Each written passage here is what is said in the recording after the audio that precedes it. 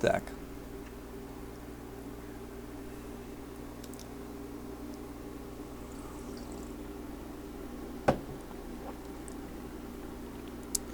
Так, всех приветствую. На часах 21:00, 16 мая, воскресенье, 2021 год.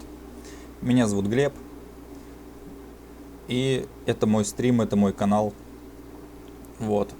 Сегодня, значит, темой стрима будет, значит, техника. Ну, короче, хочу поговорить о технике, о настройке немного, чтобы не забыть. Вот, я типа сам для себя это все хочу рассказать. Ну и заодно запишу и сохраню стрим, чтобы другие могли это посмотреть и сравнить предыдущий и этот. Вчера было 15 мая, и мне не понравилось. Я не настроил звук, я выбрал неправильный там цвет. Я, значит, что-то еще сейчас вспомню. Объектив камеры запотел, вебки, прикиньте. Или я чем-то его испачкал, ну то есть пальцем вот так вот, или там изолентой какой-то. И я, короче, стримлю, и это невозможно смотреть. Думаешь, блин, вот какая бы камера ни была, за $1000, хоть там, блин, за $3000. Всякое вот это кино, на которое камеры снимают, такие большие даже. Или объектив у тебя какой-то крутой. Какая разница, если ты все, блин, неправильно настроил? Звук, блин, галочку не снял, автоматическая регулировка громкости. Она, конечно, помогает в тех случаях, когда я отхожу от компьютера и нахожусь где-нибудь там, чтобы меня было там, оттуда слышно. А иначе без этой галочки, если я не буду подходить к компьютеру, буду оттуда разговаривать на расстоянии 2 метров, то вообще ничего не будет понятно. А так хотя бы, это в видеокамерах такая штука присутствует, но в моей ситуации, когда я все сам контролирую, то есть у меня громкость, я знаю, как если я наклонюсь, какая будет громкость, если я голову подниму. И, в общем, пиков нет никогда. И тут я эту галочку не снял, микрофон сперва подключил, он начал что-то, блин, какие-то звуки издавать странные, похожие на те, когда вот звонят на телефон, и вот это вот искажения какие-то, как они правильно называются, я уже и не помню. Типа 21 век, до сих пор вот эти вот помехи есть. Вот, и в этот раз я, короче, все протер. Значит, объектив, цветокоррекцию сделал, убрал лишнее, короче, резкость сделал на минимум. Потому что, блин, веб-камера, она сама по себе не такая уж и хорошая, ну, типа, в ноутбуках, в любых. А так, если еще и добавлять всякой там резкости, что-то контрастность, там, понамешать всего, то будет ужасно это все смотреться. Насчет микрофона тоже у меня, блин, я уже год стримлю, у меня, типа, изолентой перемотал просто этот кабель и все. Просто главное не трогать. Вот, но это самый стабильный, самый вот меня лучше всего слышно. Плюс еще в этот раз наложил фильтр. Чат я сейчас ничего не читаю, может там кто-то что-то написал даже. Но вчера было 0 зрителей, поэтому я вообще не волнуюсь. Битрейт еще пониже сделал. Битрейт я мог ставить 5000, 6000, даже там 10 тысяч. Толку никакого. Ставишь 4000 килобит в секунду, транслируешь, и все клево. То есть 30 кадров, ничего не тормозит. Очень важно еще правильно настроить свет. То есть свет должен быть, допустим, сзади, лампочка, и спереди. И получится, что, не будет, короче, тормозов таких, как, вы знаете, в играх, типа, бежишь, а потом было все плавно, а внезапно ты начинаешь вот так вот тормозить как-то. Нет, здесь будет все плавно. Но еще зависит, конечно, многое от настройки операционной системы. Я, например, отключил файл подкачки, потому что я боюсь, что из-за него жесткий диск выйдет из строя очень быстро. У меня такое уже случалось.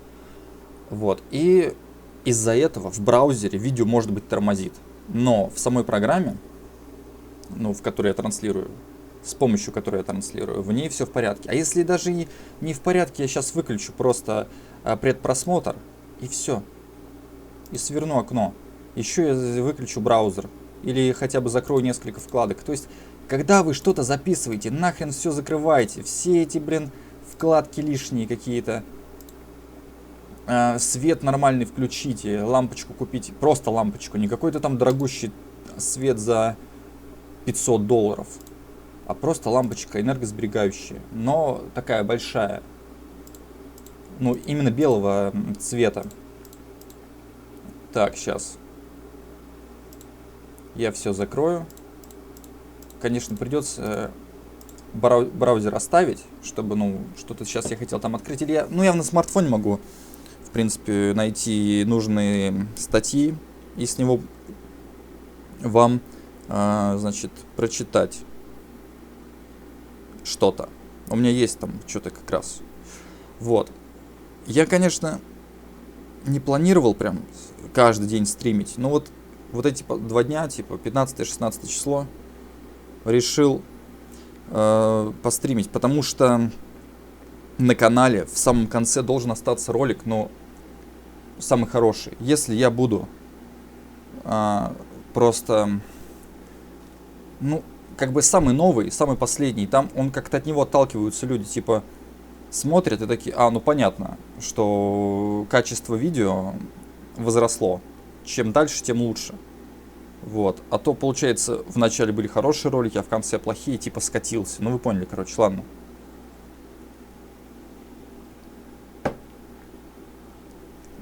Как-то стало труднее стримить в плане того, что много уже чего сказал, не хочется повторяться. И как-то не то, что там... Ну, вот сегодня, например, голова побаливает. Не знаю, вот как-то... Плюс погода, так жарко. Вот и вентилятор включил. Да, сегодня. Не знаю, как будут дела со звуком обстоять. Очень... Короче, вентилятор работает на полную мощность, но он находится за моей спиной. Он не должен, в принципе, мешать, но микрофон его все равно его знает, что чувствует, что есть там какой-то шум, есть шум ноутбука, есть шум вентилятора, мой голос, а звуковая карта не какая-то топовая, которая там передает самый лучший звук в мире, поэтому, ну, то есть в ней ведь тоже есть какой-то шум небольшой, потом вентилятор, потом ноутбук, и вот было бы хорошо, если бы компьютер был бесшумным и вентилятор был бы выключен. И тогда звук был бы еще чище. Но я-то хочу, чтобы и мне было как бы нормально, чтобы я мог нормально постримить.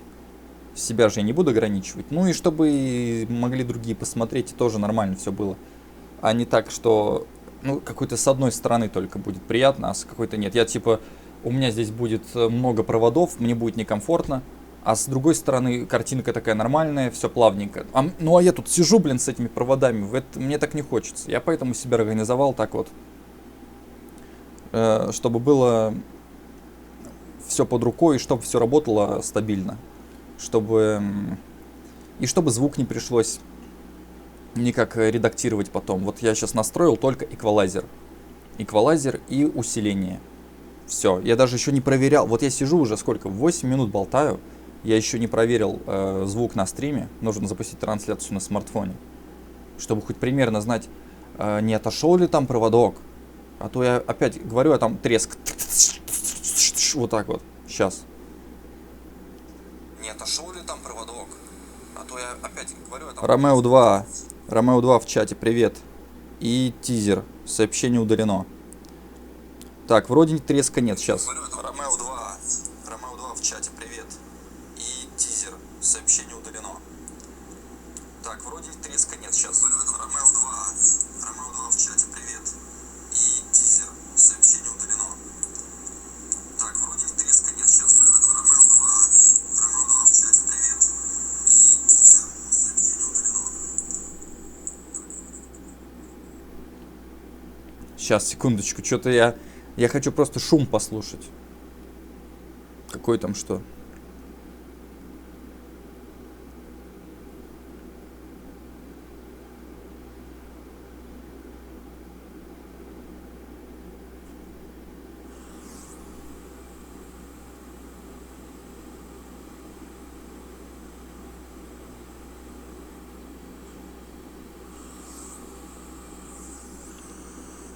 Так, со звуком все в порядке. Меня видно, меня слышно. Ничего не обрывается. Пропуска кадров нет. Блин, и это все я настраиваю, понимаете, так, чтобы типа работал на любом компьютере. И в 720p, конечно, было бы круче, если бы я стримил Full HD, чтобы я мог захват экрана сделать, и там было бы все видно. А я в прошлый раз, блин, транслировал, смотрю, текста вообще не видно. Плюс всякие штуки я там убрал, черные полосы. На экране у меня еще никогда не было, типа, ну, в последнее время точно этих ссылок. Хотя надо бы. А то, блин, некоторые, может, заходят, смотрят, это запись. Что смотреть запись? Типа, стримит, какой-то ролик взял и просто стримит. Нет, это прямой эфир. Просто как доказать людям, нужно какие-то вешать ссылки там разные, там типа, ну, там, донат и прочее. Ну, короче, ладно. Я хочу, чтобы на моем канале остался стрим, вот этот. И я потом долгое время, наверное, не буду стримить. Просто хочу, чтобы на канале остался вот этот один ролик, который будет как-то... Ну, хочу, чтобы себя показать в лучшем свете. С нормальной картинкой, нормальный звук, без тормозов, нормальное содержание. Все, типа, стабильно. Ну, вот, я просто... У меня какие-то стримы... Я не понимаю, как я мог так допустить такую ошибку, блин. Как я мог стримить до этого, забывая какие-то настройки. Типа, вот что-то сбилось, я заново настраиваю, типа, не так настроил. Думаю, блин. То есть, вот сейчас я смотрю на себя. Ну, типа, нормально все. А прошлый стрим вчера, который был, лоб был синего цвета. Ну, как синего? Ну, такой, типа... Я не пойму, как так получилось вообще.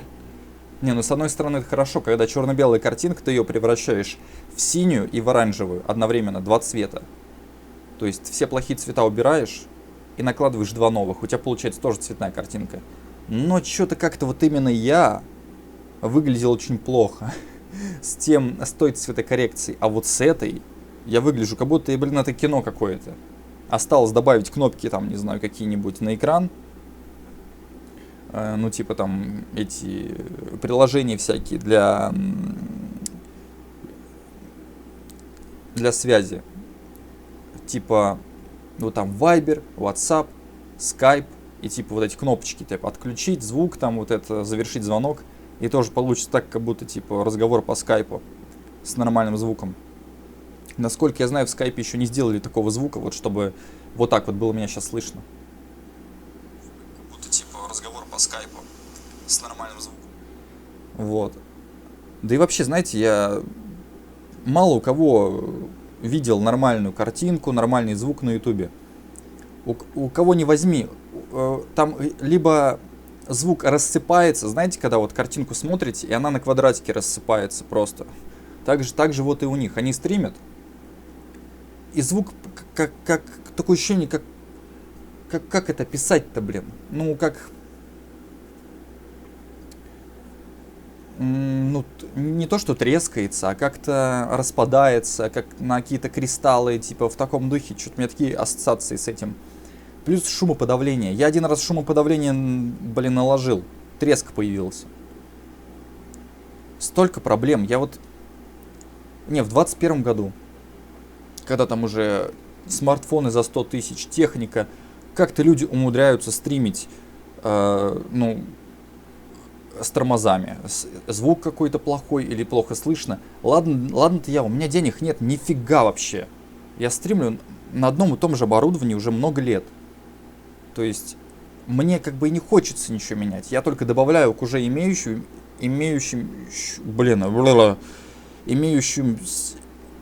что такое это сегодня? Сейчас я...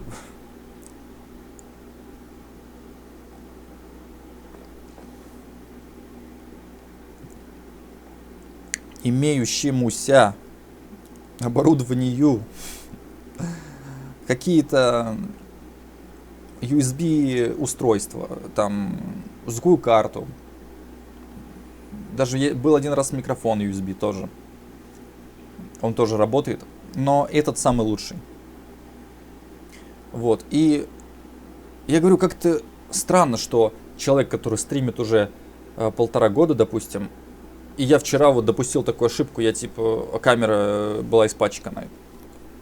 А я вместо того, чтобы это, ну, почистить камеру, короче, протереть ее, я взял, короче, контрастность начал регулировать. Зачем регулировать контрастность, если просто камера грязная? Как-то я как будто сонный был какой-то. Вот поэтому я и не стримлю, ну, так часто теперь.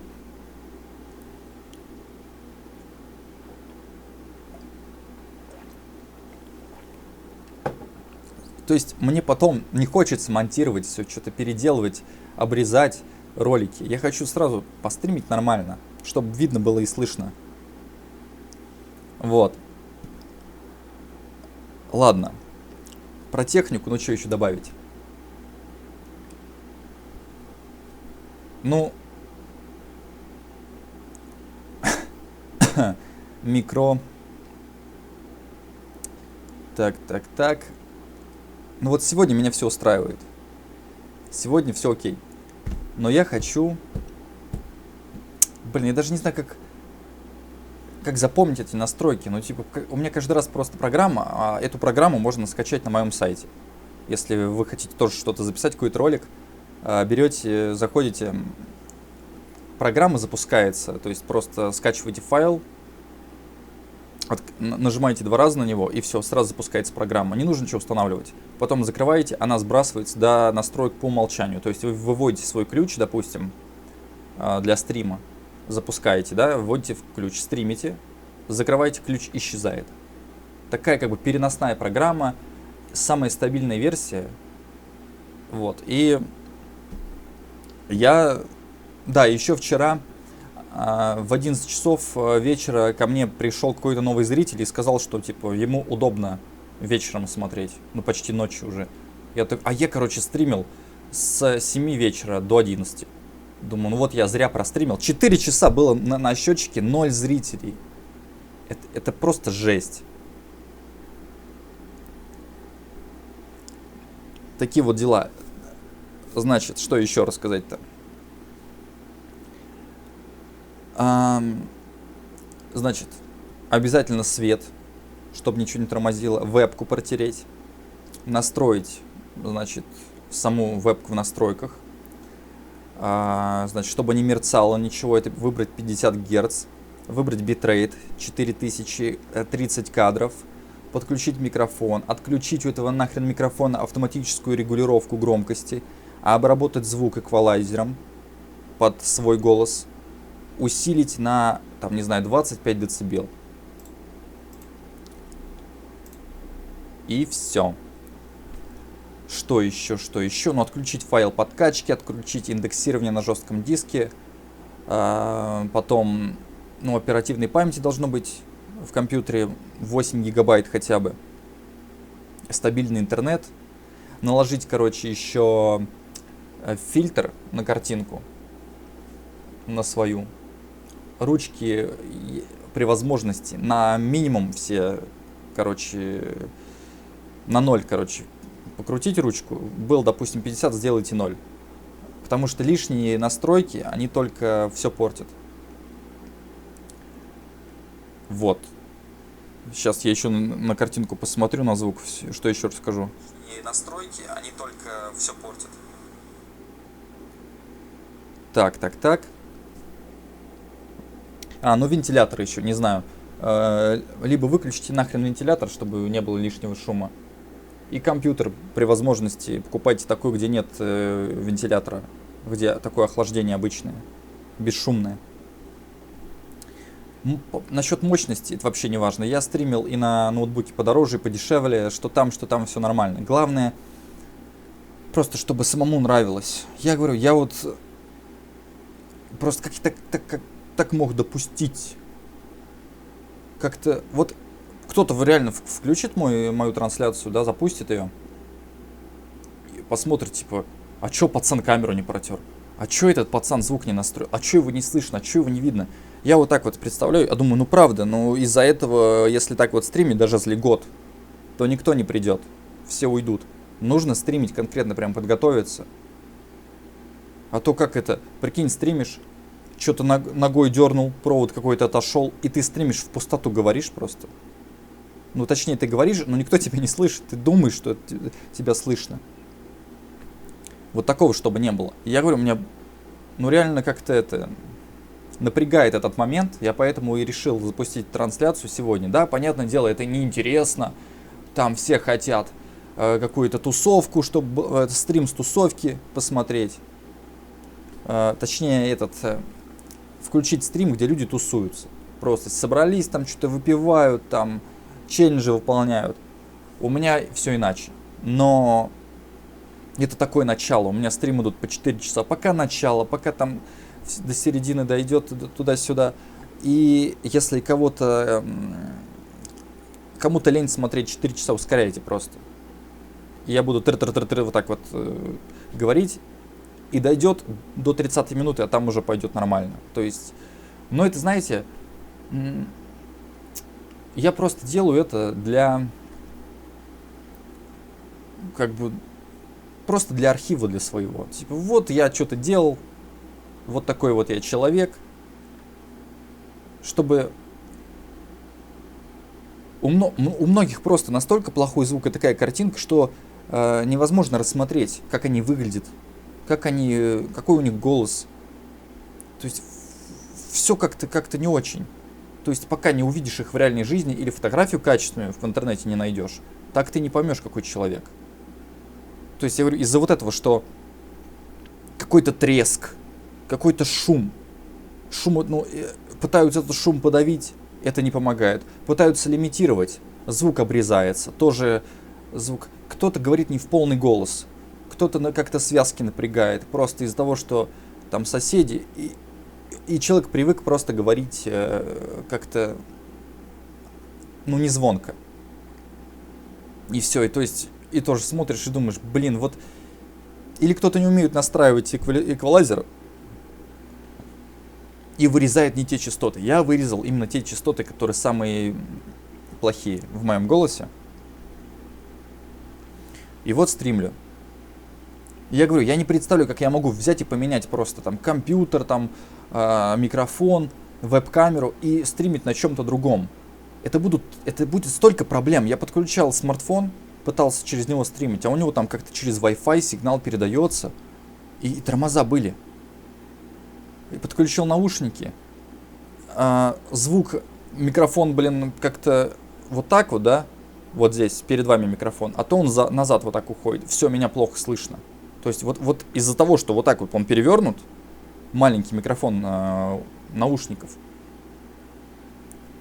и такие вот мелочи, я думаю, блин, это каждый раз, это будет, мне будет стыдно как бы так записывать, и мне будет не по себе, что кто-то такой вообще смотрит, то есть кто-то мучается, находит мой ролик, включает, это все такое слушает, думает, блин, что ты, блин, пацан, что у тебя такой ужасный голос, а это просто микрофон за 50 рублей. Что такая у тебя вебка? Ты что, 480p? В 2021 году серьезно? Ну хотя бы 720p. Камера запотела. Я говорю, ну, такие мелочи. И это все началось, вот эти все косяки, после того, как у меня произошла фигня точнее, жесткий твердотельный диск SSD вышел из строя. Ну, я же потом снимал этот дисплей, разбирал все. И вот там еще, короче, шлейф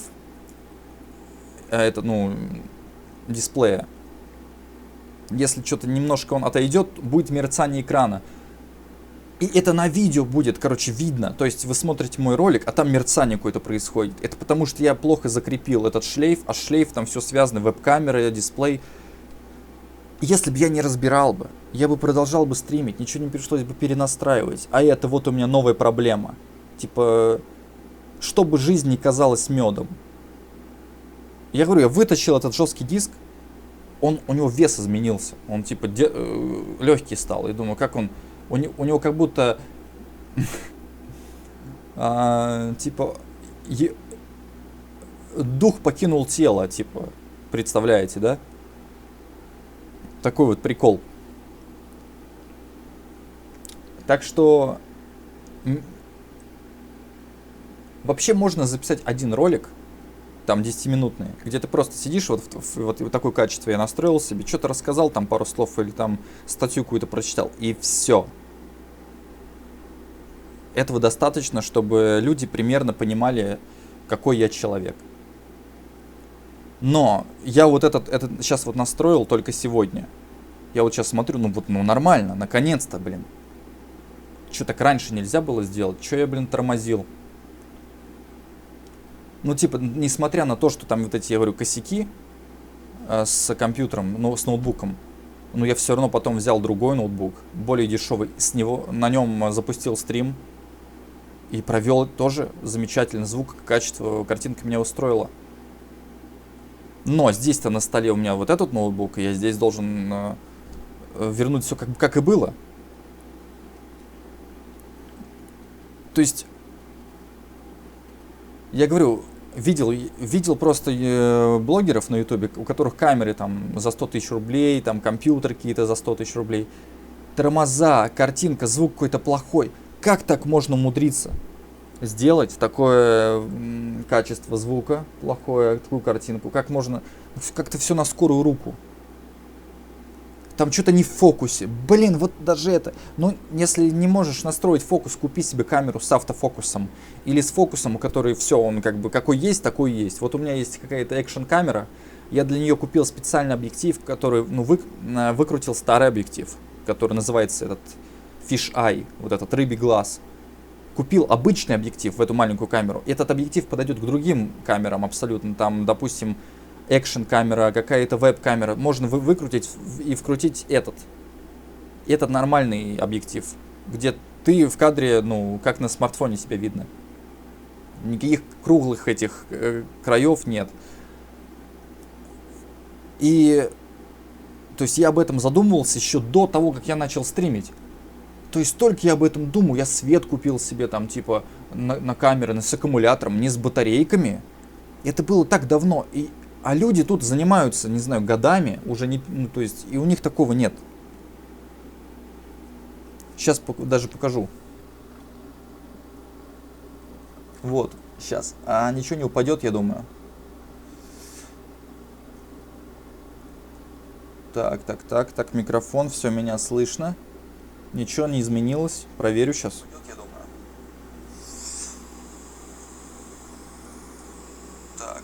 Так, микрофон, все, меня слышно. Все нормально. Вот, сейчас покажу мой свет. Вот он.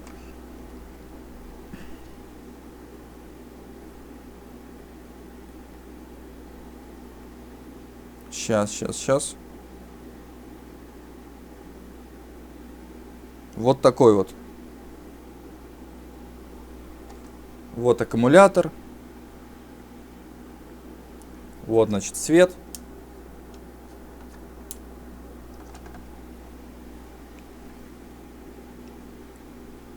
Такие вот дела.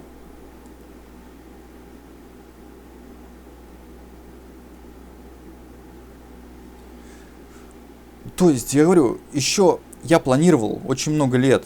Я готовился, я как-то боялся стримить в плохом качестве. Не то, что там содержание плохое. Или я там плохо выгляжу, или еще что. Я просто знал, что нужно найти нормальный микрофон. Найти нормальную камеру. Ну, камеры, которые я покупал, они все не пригодились. Они больше подходят, ну, там, для фото, там, фотоаппарат, допустим. Или для, ну, не знаю, какая-то подводная съемка. А просто вести стрим, они как-то, ну, лишние провода, лишние проблемы, какие-то могут быть тормоза. Свет тоже, вот этот он, ну, если на улицу его только брать, а дома у меня есть лампочка, она вон в розетке. Вебка, тоже она внутри ноутбука, не нужно ничего, блин, таскать, никаких, блин, приколов этих не будет. Все работает и на дешевом оборудовании, то есть не нужно там за $1000 ничего покупать. Но пришлось, конечно же, ну, через это всем, мне кажется, надо пройти, чтобы, ну, хотя бы понять, что к чему. А то вот некоторые живут и думают, ну вот люди, которые там в чартах, в музыкальных, Они, наверное, записывают на микрофон за 100 тысяч там. И вот чтобы вот развеять этот миф, нужно взять и записать свой трек самостоятельно. Запишите, поймете, что все это чепуха полная. Записать можно на микрофон за $20, даже за 10. Свет не нужен за $1000, камера не нужна за $1000. Можно все обойтись без этого. То есть нужно просто знать, что вам подходит. Я говорю, кому-то у меня были 3 или 4 микрофона, там петличных вот таких вот. Они, короче, вообще нет, я не могу просто их использовать. Меня будет мой голос будет звучать просто ужасно. Как-то я даже не знаю, как описать это, как будто голос проваливается, как будто что-то я как будто отошел далеко, что ли. У меня вот он на футболке закреплен, а такое ощущение, что я типа говорю вообще в другую сторону. Вот как так получается? Вот один вот этот, который я не знаю, где теперь его купить, он не продается нигде, блин. Он без этого, без фантомного питания, если что. Вот кто-то думает, там, ой, там фантомное питание, вот это что-то, это важно, там, или с батарейками, чтобы был микрофон. Короче, нет. Свет подходит, мне кажется, всем, микрофон не всем, вебка. Вот эта вебка тоже, может, она только мне подходит.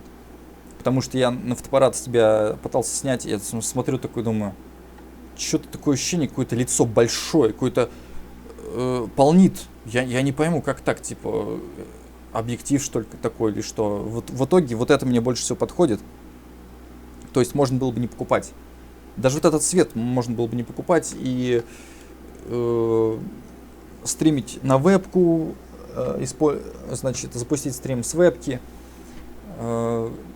купить лампочку обычную и вот этот микрофон найти похожий. Ну, еще звуковая карточка. Ноутбук за $200 подойдет. А все остальное уже зависит от человека. Там нужно ручки покрутить. Ну, как в комнате. Если в комнате, вот у меня люстра, например, если я сейчас включу, будет плохое качество. Я как раз так себе сделал, что только с этой лампочкой нормально можно стримить. С люстрой стримить невозможно. То есть в комнате всегда темно, шторы закрыты. И то есть если я днем стримлю, если я стримлю ночью, какая разница? Никаких перепадов, ничего нет. Ничего, мерцания нет. Это же лампочка типа энергосберегающая, не такая же, которая желтым цветом светит. Она белым светит. Мерцания нет. Как же я вот этого всего добился? Кто-то даже такого не может сделать. Я говорю, как-то относится к аудитории, как-то вот типа, да кто там меня смотрит, какие-то типа отбросы. Им качество и не нужно. Или наоборот, есть люди, у которых очень супер крутое качество, но они молчат в кадре. Я не пойму просто, нахрена это все нужно было все это делать. Просто столько вкладывать, компьютер там покупать какой-то, и еще в игру играть, которая вот вышла недавно. Думаешь, там Full HD, 60 кадров, чел сидит, его видно, его слышно, типа качество там, прям видно, что камера дорогущая, вебка. Ну или он подключил через HDMI. И еще, блин, игра запущена, тоже Full HD, 60 кадров. А зрителей нет. Зачем это все нужно? То есть, если, короче, у меня нет зрителей, которые меня смотрят, там вот эти, как я играю, еще что, то зачем мне проводить стримы на эту тему? Нужно проводить стримы с тем, что имеешь, и то, что проще. А потом, если это перерастет, если зрители найдутся, они попросят игру и будут донатить, то можно уже подумать об играх. А в начале пути, когда ты думаешь, сейчас закуплюсь, начну стримить, и люди придут. Так и они как пришли, так и ушли. Если потом ты также будешь продолжать молчать, играть в игру, зачем это нужно? Это нужно ведь какие-то паузы делать, нужно что-то добавлять от себя. Нужно, чат читать. Некоторые не читают чат. Просто думаешь, нахрена ты вообще стримишь? Вопросы игнорируют. То есть я могу на любой вопрос ответить, кто бы мне не написал бы. Потому что рассмотреть сторону вопроса можно ведь по-разному. Если я даже типа сказал, а я уже отвечал на другом стриме, другой подкаст проводил, там уже все было сказано, какая разница. Тут другой человек задал вопрос, и еще упомянул что-то добавил, попросил уточнить. И я сам для себя, чтобы себя проверить, помню ли я, как, типа, я отвечал,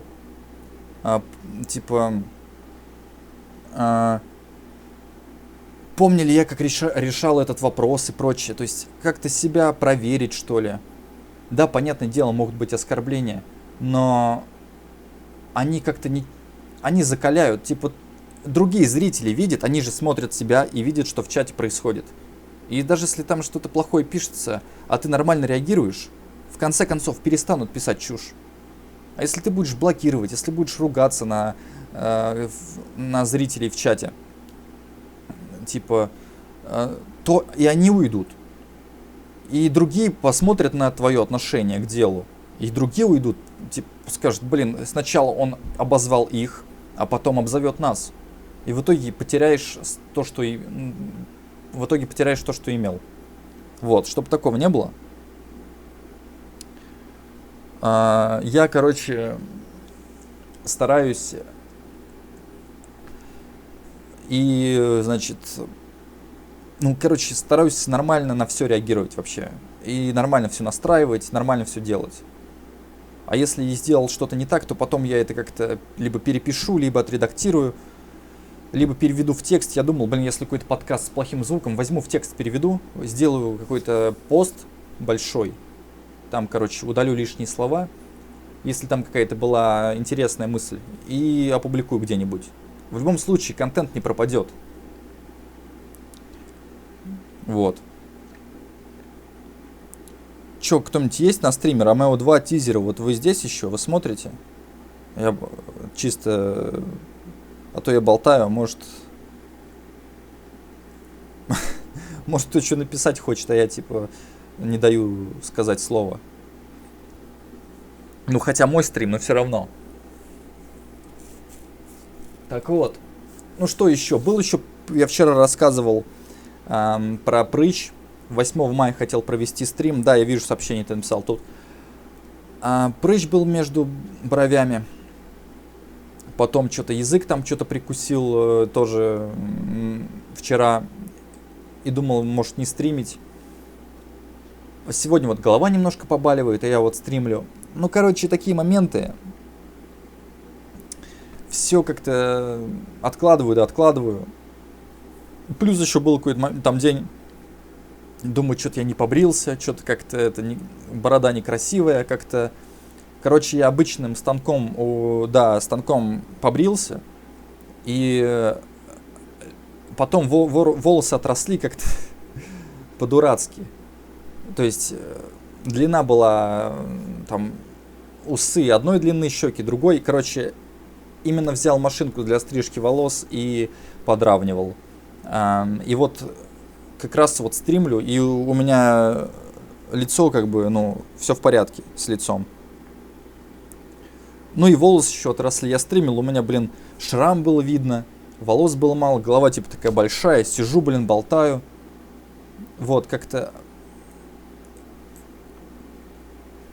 Короче,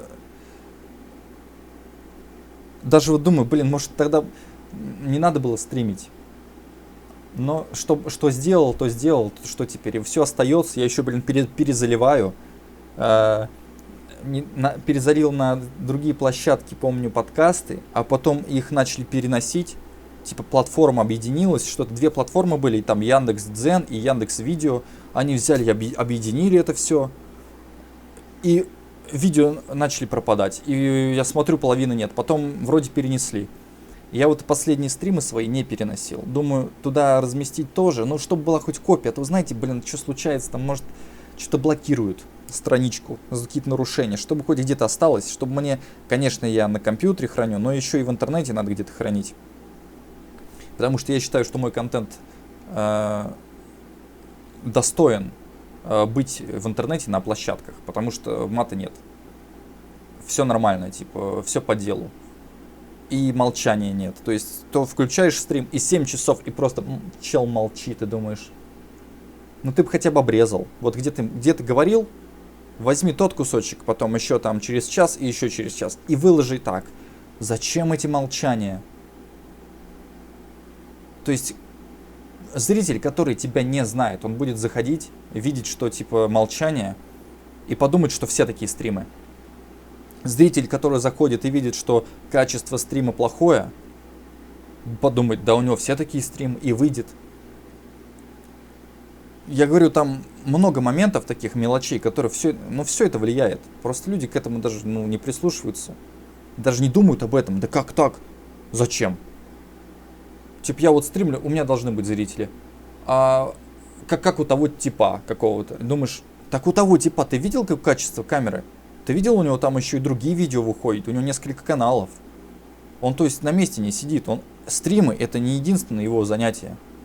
У него там целый движ. Стрим это просто, ну, типа, со зрителями пообщаться. А так у него ролики выходят, они по миллиону набирают. А на стримах, ну, конечно, мало. Но это просто как для развлечения, по вечерам там.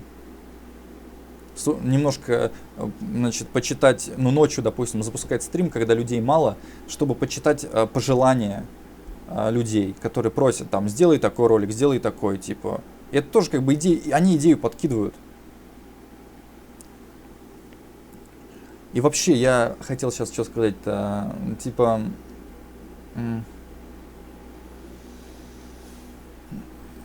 то, что стрим, сейчас скажу.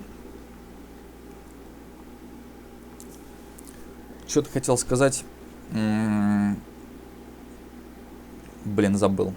Да там что-то неважное было, но все равно хотелось бы как бы ничего не забывать, все рассказать за один раз, за один вечер. Сегодня планирую, ну, может, часа 3 тоже до 24:00. Ну, до 11, до 11:30, может быть, так, постримить. Не знаю, буду ли я играть в игру или нет в какую-нибудь. Потому что, ну, боюсь опять что-нибудь, короче, компьютер будет напрягаться и начнутся тормоза там какие-то, или что. Короче...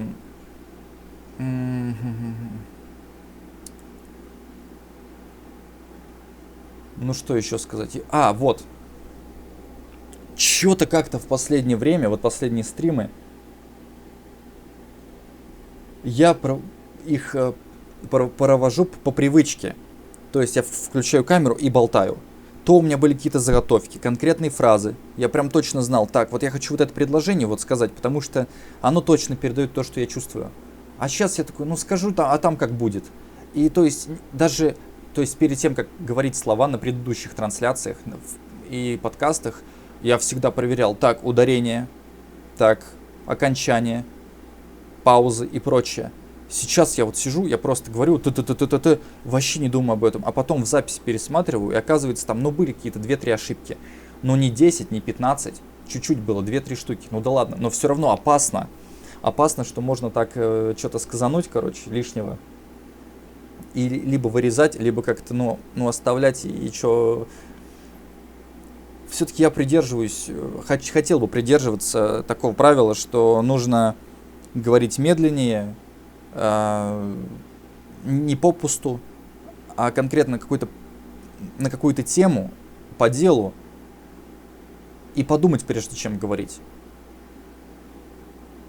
Да, конечно, если так вот задумываться, типа сценарий писать, то я забуду о каких-то мелочах и просто на стриме их не расскажу. Вот как сейчас я о веб-камере рассказывал, о звуке, о фильтре, о частоте кадров и прочем. Блин, вот то я сказал быстро, понятно, и ну, это лучше, чем с листочка, если бы я написал на бумаге или там в смартфоне заметку и рассказал бы. Это я сделал лучше, но я сделал это быстро, и я сам как-то на ходу, и даже не по себе от того, что сделал все правильно. То есть, ну так не должно быть. Люди должны готовиться, должны, ну, короче, именно когда они стоят на трибуне, они должны, ну, с листочка все хорошо прочитать, все понятно. А вот когда они без листочка, должны там запинаться, заикаться, что-то тупить. Ну, тормозить, короче. А тут как-то странно, я типа без подготовки выдаю информацию намного лучше, чем если бы я типа сегодня вот это, и вот тут по листочку я читаю с листочка. Вот может быть, ну я такой человек. Вот есть тип людей, у них, значит, дай им текст, вот дикторы, да, какие-нибудь, или там, не знаю, переводчики, или еще кто-то. Они просто берут книжку, читают ее и записывают в микрофон голос, ну, вслух читают. И идеально все. Я же буду читать, мне будет неприятно слушать. А просто вот моя речь, как я вот сижу, разговариваю с вами, нормальная. Хотя, по ощущениям, как будто я с листка читаю, как будто у меня здесь монитор, и я вот с него вот так вот болтаю. Ну реально, это как-то... Не знаю, почему у меня так, но... Хотелось бы, конечно, и книгу читать, когда читаешь вслух, нормально читаешь, и просто с кем-то общаешься, или кому-то что-то рассказываешь там на сцене, или поешь. Да, вот и тоже я пою, когда текст я пою готовый, тоже бывает, типа, ну, свой текст именно. Я пою хорошо. Чужой текст я очень плохо исполняю. Это чужая песня, это вообще как-то... Ну, не могу передать ту эмоцию, которую передал артист. То есть свою эмоцию могу передать, потому что это я написал. Это я типа это мое. Это типа я придумал, я знаю, как лучше, типа. А чужое это вообще... Короче, вот такой момент. Вот, надо об этом почитать, найти информацию, почему так, почему... и когда еще один, вот я в одиночестве сижу, просто никого нет, ничего, я типа в тишине. Даже, да, музыку, кстати, сегодня не включал на стриме. У меня обычно на фоне играла музыка. Радио джаз, радио эмбиент, радио релакс, там, радио deep house. И то есть тихо она играет, и ну типа тоже как бы, чтобы не скучно было якобы. В этот раз выключил тоже как бы, чтобы ну, не напрягало, на фоне не было вот этого, потому что, ну, может кого-то раздражает. Тоже это неуважение. Типа ты включаешь музон какой-то и типа не общаешься со зрителями, а просто сидишь там, что-то играешь, там, короче, музыку слушаешь. Тебе плевать вообще на остальных. Чего они там что-то пишут, что-то там смотрят, не смотрят, какая разница. Пусть они сами включают музыку на фоне, какая им нужна. То есть одна вкладка с музыкой, одна вкладка с твоим роликом. И то есть у тебя на видео нет шума, нет музыки, есть только ты, твой голос и все. И если они хотят создать фон, пусть создают. А тебе, чтобы лишний раз авторские права не нарушать, лучше, конечно, не включать ее. Ну и чтобы не отвлекаться. Хотя иногда музыка помогала мне уснуть и стримить. То есть уснуть, включаю музыку какую-то. Я люблю в последнее время включать музыку 30-х. Музыка 30-х годов 20 века, джаз американский, такое звучание старое, такое типа винил, там пластинка, вот это прочее, старый какой-то магнитофон, и вот эта вот атмосфера, мне хотелось туда попасть, просто посмотреть, как там вот жили, о чем они думали, на какие темы они говорили, но именно в той стране. Какие у них были вообще планы, представления и что они читали. То есть, как они вот так вот, у них так все получилось. То есть, по ощущениям, ну, вот по музыке, кажется, что тогда была вообще жизнь вообще очень другая. И да, конечно, там криминал и прочее, но хотелось бы посмотреть не на криминал, а просто на одежду, на людей, на инфраструктуру. То есть... Вот, короче, включаю перед сном, чтобы не думать о чем-то, а то там либо фантазируешь, хочешь, как там будет, представляешь, как будет потом, как бы это все осуществить, либо вспоминаешь прошлое, либо что-то еще там грузишь себя, а тебе вставать рано. Я включаю на фоне, я включал еще шум моря, шум дождя, там едет поезд еще включал. То есть, или там этот камин какой-то, ну, иногда. Ну, то есть, в таком духе. Это реально просто помогает уснуть. Чтобы не отвлекаться, не думать. В полной тишине в комнате, конечно, сидеть тоже не хочется. Поэтому иногда включаю вот вентилятор. Вентилятор либо включен у меня мой, типа, или я могу на смартфоне найти вентиляторы включить, то есть такие ролики тоже. Ambient, Jazz, Deep House, и все это включаю, и это реально помогает и стримить, и спать. Вот, но все-таки надо уметь и стримить без всяких этих штук, типа, без шума вентилятора. Но почему вентилятор помогает вообще стримить? Ну, я в квартире нахожусь, поэтому стримить, чтобы не отвлекаться там на соседей, там что, слышно, не слышно. Вентилятор шумит достаточно громко, и я на его фоне как-то тихо звучу, поэтому как-то вот так вот свободно разговариваю. Ну, звонко, не шепотом. Вот, и... Ну, он тоже, вентилятор, помогает немножко не думать о плохом, о чем-то там.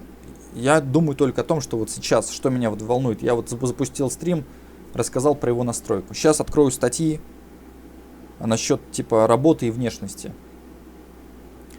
Еще, ну да, чтобы сегодня хоть какая-то тема была, не просто, что я рассказал про настройку оборудования, кому это интересно. Просто типа, только прикол в том, что я буду читать статью со смартфона, а чат я не буду видеть.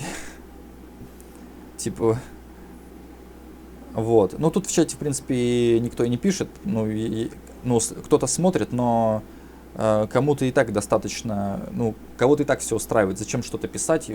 Зашли меня послушать, все достаточно. Ну, если что, будет какой-то вопрос, можно в любой момент его написать, там, через 10 минут, через 20. То есть я прочитаю его, только не сразу. Вот. А сейчас пока давайте переходим на... Блин, как-то я еще так сижу, блин, меня типа плохо видно, как будто бы. Повыше, типа развалился.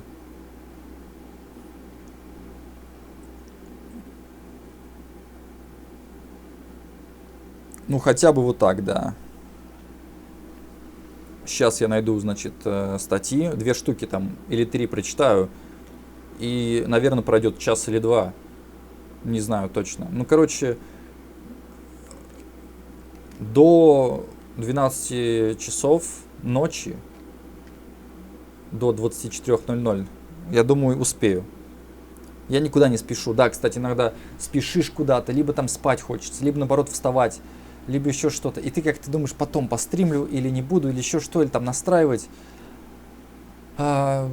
Постоянно что-то как-то... Вот сегодня я могу это сделать, я это делаю, все. Надеюсь, этот стрим получится хорошим, и он останется на канале, и люди будут заходить на мой канал и видеть, что вот самый новый ролик это вот этот. И здесь и звук, и картинка, все в порядке, короче. И такие стримы будут и потом. Все, что было до этого, конечно, по содержанию хорошее, но, блин, по звуку, по картинке есть косяки. И там и есть косяки в прическе, есть косяки, там какой-то прыщ, есть косяки... я говорю, один раз что-то отравился, и голос изменился на несколько дней. Что-то не выспался. И вот я говорю, просто меня люди, скорее всего, часто видели утром или вечером. То есть перед сном или после сна. То есть это самое худшее время, чтобы со мной разговаривать. То есть там утром нужно там бегом-бегом, там что-то почистить зубы, туда-сюда, помыться. И бывает, не успеваешь принять душ. У тебя, блин, на голове ураган. И все на тебя смотрят, типа, ну ты типа, вообще за собой не следишь. А ты просто, ну такое вот время неудачное. Вот сейчас удачное время, 21:54. 16 мая 2021 года, воскресенье. Выходной день, вот. Вот такой вот я сижу. Вот как бы вы бы меня бы таким бы утром не увидели. У меня был бы даже тембр голоса другой. Язык бы заплетался и прочее. То есть, ну, реально, как ты ни старайся, ты с некоторыми людьми в одно время ты не сможешь просто пересечься. Неважно какой город, просто потому что у одних работа, значит, там день-ночь, у кого-то 2-2, у кого-то 5-2 и прочее. И просто одни чувствуют себя там в среду хорошо, ты в среду чувствуешь себя просто ужасно. Ты просто мертвец, как будто бы зомби. И они на тебя смотрят, они идут такие радостные, счастливые, а ты идешь либо на работу, либо с работы. О, вон пошел, вон он типа на голове какая-то, чё с прической, чё с лицом, чё с одеждой, идет помятый какой-то. Ну, естественно, ну, блин, разные жизни. А некоторые думают люди, ну вот, все должны, не, ну мы же живем, у нас все в порядке. Как другие могут так за собой не следить? Ну вот так вот просто, потому что у них другой график работы. У них другой режим сна, у них другое питание. Чё вы такие, блин, тупые? Судите о человеке, просто вот какие-то стереотипы, ярлыки вешаете, так и на вас тоже ярлыки вешают. Да, вы типа в какие-то дни у вас все в порядке, а в другие дни вы типа выглядите хуже. Или вы тратите деньги на фигню на какую-то. То есть люди же со стороны, им виднее, что вы делаете. Вы-то считаете все правильным, типа, не, ну я, допустим, пью водку, она здоровье повышает, да? Ну какое здоровье? Это только ты так думаешь. А другие живут и без водки, у них все в порядке. Не, ну может быть, конечно, и правда тебе там эта водка помогает, но лично я не знаю людей, которым водка помогает. Ты, может, себе сам внушил, что она помогает тебе. И вот так вот во всем. Там тачка нужна, это 100%, типа, без нее ты не мужик. Не, ну как же, сколько мужчин, даже взять другие страны европейские, да, занимают должности всякие там, ну типа власти, вот это, да, и прочее, и могут добраться спокойно на работу на велосипеде. Типа это что, по-вашему, фейк? Да нет, это все для показухи, это сфотографировали его, он не ездит, у него там кортеж целый. Так вот тоже ярлык вешайте на человека, типа, он типа врун, это все постанова. У вас в голове просто, типа, вы не понимаете, как так? Как это я, взрослый мужик, поеду на работу на велосипеде в России? Я должен поехать, у меня должна быть машина любая, хоть там, не знаю, за 50 тысяч, хоть какая-то ржавая. Я должен на коне ехать, на своем железном коне. То есть вот это в голове. Я, если увижу человека, даже богатого на велосипеде, я типа ничего на него пальцем не буду показывать, типа того, ой, ты что делаешь, типа, ты что, позоришься? Он захотел сегодня на велосипеде, пожалуйста. Захотел завтра на автомобиле, пожалуйста. Это разнообразие, это лучше, чем одно и то же каждый день за рулем, за этим в пробках, одна и та же еда, один и тот же сериал, одни и те же интересы. Значит, все расписано. Там будем пить водку, будем это, и, короче, ой, столько всего, и думаешь, как расписано, не, ну там в 15 лет надо вот это, в 20 это, в 25 то, в 30 это. А если нет, а если я не буду этого делать, типа, вот я, ну в 30 лет у всех уже должна быть машина, у кого нет, это не люди. Ну как, вот мне 27, 3 года пройдет, у меня также не будет машины, и я буду себя прекрасно чувствовать. А у других людей будет от этого зад полыхать. Типа того, ну как так, ты в смысле? У нас кредит. Мы, блин, взяли. Это все так делают. Почему? Почему ты так не делаешь? Ты лох. Ты не человек. В смысле ребенка нет? В смысле не хочешь? А чем ты тогда занимаешься? Да много чем занимаюсь. Я тебе что, обязан рассказывать, чем я занимаюсь? Или я даже если тебе расскажу, тебе что, это типа... Тебя это устроит? Нет, нифига не устроит. Любой ответ тебя не устроит. Если ты хочешь докопаться, ты докопаешься. Будет одежда у меня дорогая, скажешь, а что ты деньги потратил, нарядился. Будет одежда плохая, а что ты в мятом, что ты в дешевом. Будешь, значит, худым, типа, скажут, ты что, наркоманишь. Будешь полным, скажут, ты что, блин, это там, не знаю, ешь ведрами. Будешь... Значит, автомобиль себе купишь, скажут, что типа машина там какая-то поддержанная или еще что-то, или там на нее бенза нужно много заправлять. Постоянно какой-то, думаешь, блин, это, знаете, даже люди-то разные, да, 20, 30 лет, 40, ты их встречаешь в разных местах, на разных улицах, в разных городах, одно и то же говорят. Это как будто Ctrl-C, Ctrl-V. И вот так вот разбросали по городам, по странам копии людей, просто внешность немножко изменилась, а внутри то же самое. То есть реакции, эмоции, все одно и то же. Думаешь, ну как до такого можно было докатиться вообще? Ну то есть, как типа вот эта эволюция, да, и все такое. То есть эволюция, вот это вот привела к вот этому. Может, это, наоборот, побочный какой-то эффект эволюции. То есть среди нормальных людей вот такие попадаются, которые пытаются поглотить остальных, испортить их. И они как раз чаще всего и размножаются. То есть вирус, ну, то есть болезнь какая-то, да, она хочет, типа, чтобы ее было больше. Она не хочет быть меньшинством. Она хочет разрастись. Ну, то есть люди дефектные, там, не знаю, прикиньте, человек, у него там, не знаю, огромный нос. Просто вот ужасный. Зубы просто кривые все. Голова слишком большая. Голос слишком высокий. Рост слишком низкий. Столько вот этих всех косяков, все вот это. И вот эти люди думают, вот мы должны, короче, стать как все. Вот есть вот большинство, типа стандарт какой-то, где там ровный, значит, ровное лицо, ровные зубы, рост, все такое, да. Так, вот что-то вот их много, а нас мало. Мы, типа, не должны как-то с естественным путем вымирать, типа того, да. Мы должны больше размножаться. И в итоге этих, которые дефектные, да, какие люди, их становится больше, чем здоровых. То есть здоровые реально потом могут вымереть, останутся вот эти все дефектные. А как потом восстановить этот баланс, чтобы опять все вернулось на свое место? Да никак. То есть интернет, вот это все, возможность теперь еще больше появилось, возможностей это все осуществить. Я говорю просто про дефекты. Ну, есть красивый человек, есть некрасивый, но все это понимают. Я часто замечаю мемы в интернете про женские половые органы. Ну, типа там вот эти половые губы и прочее, типа, как там, вульва правильно называется. Сейчас как раз это, на эту тему поговорим.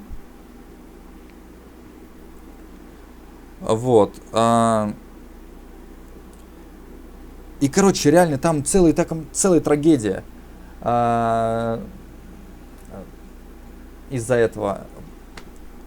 В общем, что хочет сказать нам человек, который сделал этот мем? Скорее всего, он хочет донести, что женщины, у которых... Сейчас...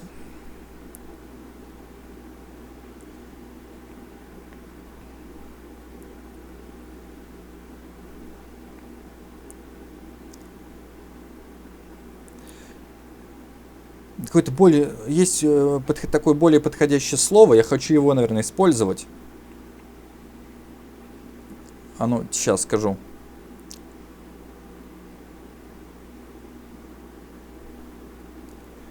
Короче, когда мужчина видит, что у женщины... Сейчас скажу. Вот тут кто-то пишет комментарии, что брухля мерзко выглядит и дико воняет. И еще очень часто пишут, что брухля появляется из-за того, что у женщины было там много половых партнеров. Но это все вранье. Брухля, она просто сама по себе такая из-за, значит, тестостерона в организме. То есть, неважно сколько лет, неважно, там были половые партнеры или нет, брухля, как бы, если есть, то есть. Вот и все. Конечно, есть какие-то операции, типа коррекции и прочее, удаление там лишнего, но все равно, как будто бы вот люди, мужчины, допустим, встречаются с девушкой, да, там все такое, доходит до постели, они видят эту брухлю и такие думают, блин, да ты вообще недостойна, ну, типа, меня. Ты недостоин, тебе не нужно, типа, размножаться, потому что у твоих детей тоже будет брухля. Или там, ты мужчина, у тебя маленький болт, тебе не нужно ни с кем спать, потому что у твоего сына будет маленький болт. Зачем тебе размножаться, если, типа, ты, ну, не то, что там некрасивый или там богатый, у тебя просто, типа, самое основное, что нужно всем там, ну, как, ну, нужно в кавычках. У тебя, типа, ты в этом плох. Вот. То есть у женщин, мужчина видит у женщины брухлю, а женщина видит у мужчины маленький болт. Все. И типа никто не хочет встречаться и прочее. И вот так вот эти мемы типа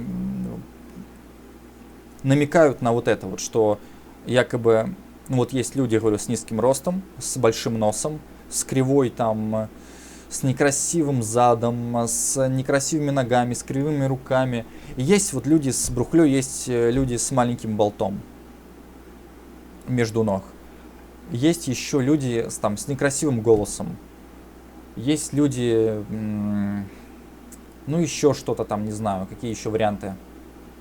Не знаю, даже цвет волос, цвет глаз. Типа некоторые смотрят на кого-то, о, вот у тебя там такие волосы, значит ты, наверное, там нетрадиционной ориентации. То есть тебе сразу что-то приписывают. И ты должен потом якобы по этим правилам жить. Ну тебе же так сказали. Им-то лучше знать. Так с чего ты взял, что им лучше знать? Может они это придумали, может они прикалываются над тобой. Им скучно, они хотят тебя развести. А ты прислушиваешься. Это просто портит твою жизнь, это губит тебя. Вот, и я говорю, многие просто не задумываются, типа, или их все устраивает. Также и про этих разведенных женщин, типа того, как так вот мужчины умудряются, то есть столько ходит, ну, столько живет на земле женщин, красивых, там, умных, молодых и взрослых, и без детей, и прочее. Как-то почему умудряются только находить женщину с ребенком? Типа, то есть ты, ну как другие люди, другие мужики думают, смотрят на этих, типа, якобы в кавычках, ну как, даже можно не в кавычках, не хочу никого просто оскорблять, просто, ну типа, мол, а чё ты, типа, настолько, типа, плох, что просто, ну, девчонку, с которой никто не спал, которая молодая, ты, то есть с ней не мог заговорить, с ней как-то найти общий язык, побоялся. А вот с этой ты не побоялся. Так может она, наоборот, пошла тебе навстречу, и ты согласился. То есть ты ждал, и типа думаешь, ну там само меня найдет, а в итоге тебя нашли, чтобы тебя использовать. Думаешь, блин, ты даже не подозреваешь, что тебя используют, потому что, ну, вроде как такие рыночные отношения, там, якобы, вот она мне дает это, я ей даю вот это. И мы все довольны. Ну так ты мог ведь не обязательно было находить, ну типа с ребенком или там жениться или еще что-то. Как это работает?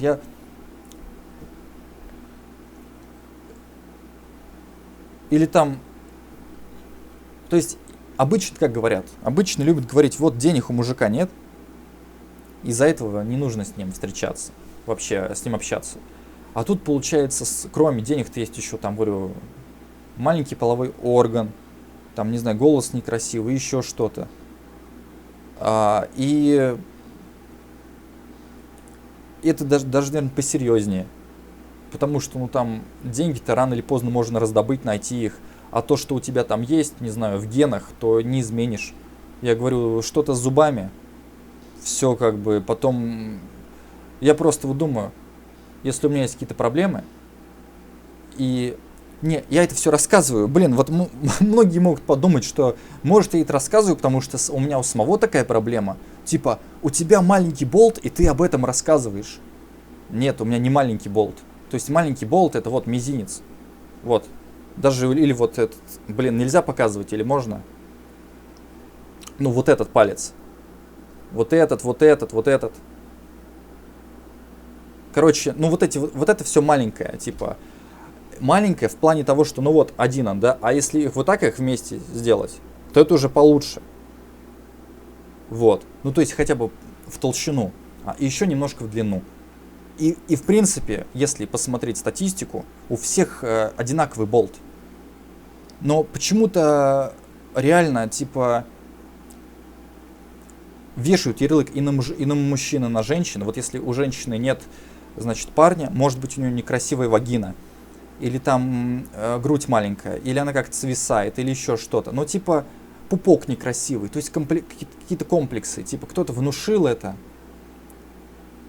Я говорю, есть такие люди, у которых реально некрасивая вагина, некрасивый пупок, но они снимаются в фильмах для взрослых, и у них миллионы просмотров.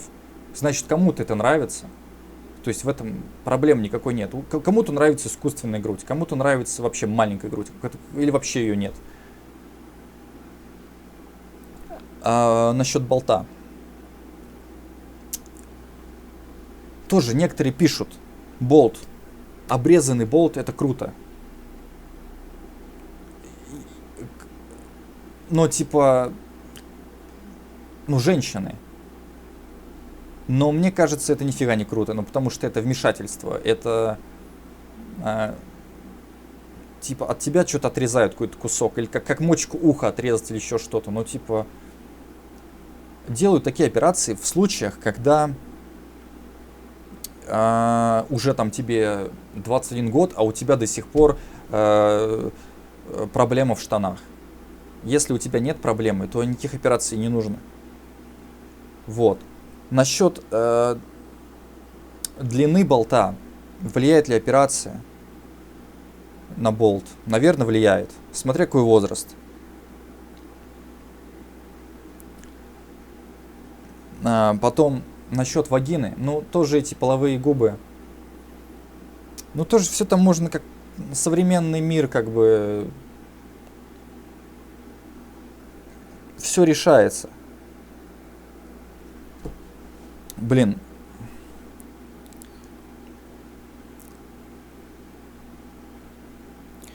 Короче,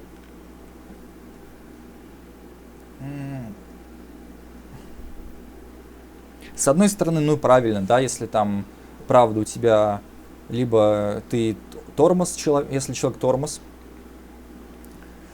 не может заработать денег, никому не нравится, ему трудно вообще живется, у него какие-то есть отклонения, то зачем размножаться, потому что потом вырастут преступники. Это если с головой проблемы. И с болтом проблемы, тоже зачем размножаться, с кошельком проблемы, тоже зачем, вагина некрасивая, тоже зачем размножаться, но эти все люди существуют.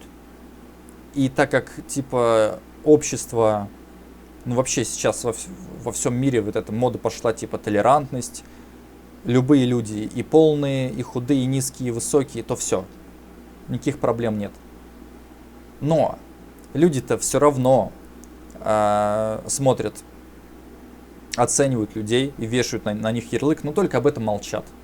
То есть, допустим, общались в интернете, встретились, все было хорошо, 3 дня, там, неделя, там, даже месяц, все, потом переспали, бац, все. Ни одного сообщения никто не написал. То есть даже бывает так, что оба получили, что хотели, и никто не хочет ни с кем дальше продолжать общение. То есть, может быть, там все в порядке было с грудью, с болтом, но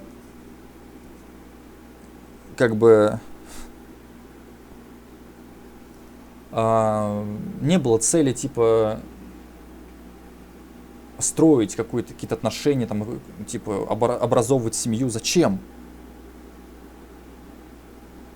Но в большинстве случаев, конечно, люди бы хотели бы долго встречаться, потому что, ну, это постоянный партнер, это безопаснее, ничем не заболеешь, все будет хорошо. И, значит, ну, типа, снимаете там вместе квартиру и прочее. Ну, удобно так. Там приятно, с полезным и прочее. В большинстве случаев все-таки хотели бы, конечно, да, встречаться, но посмотрели, какой человек в постели, и все, и решили отказаться от него.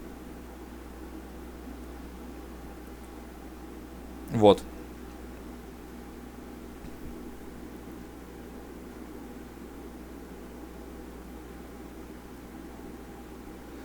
Если, да, конечно, еще бывает такое, что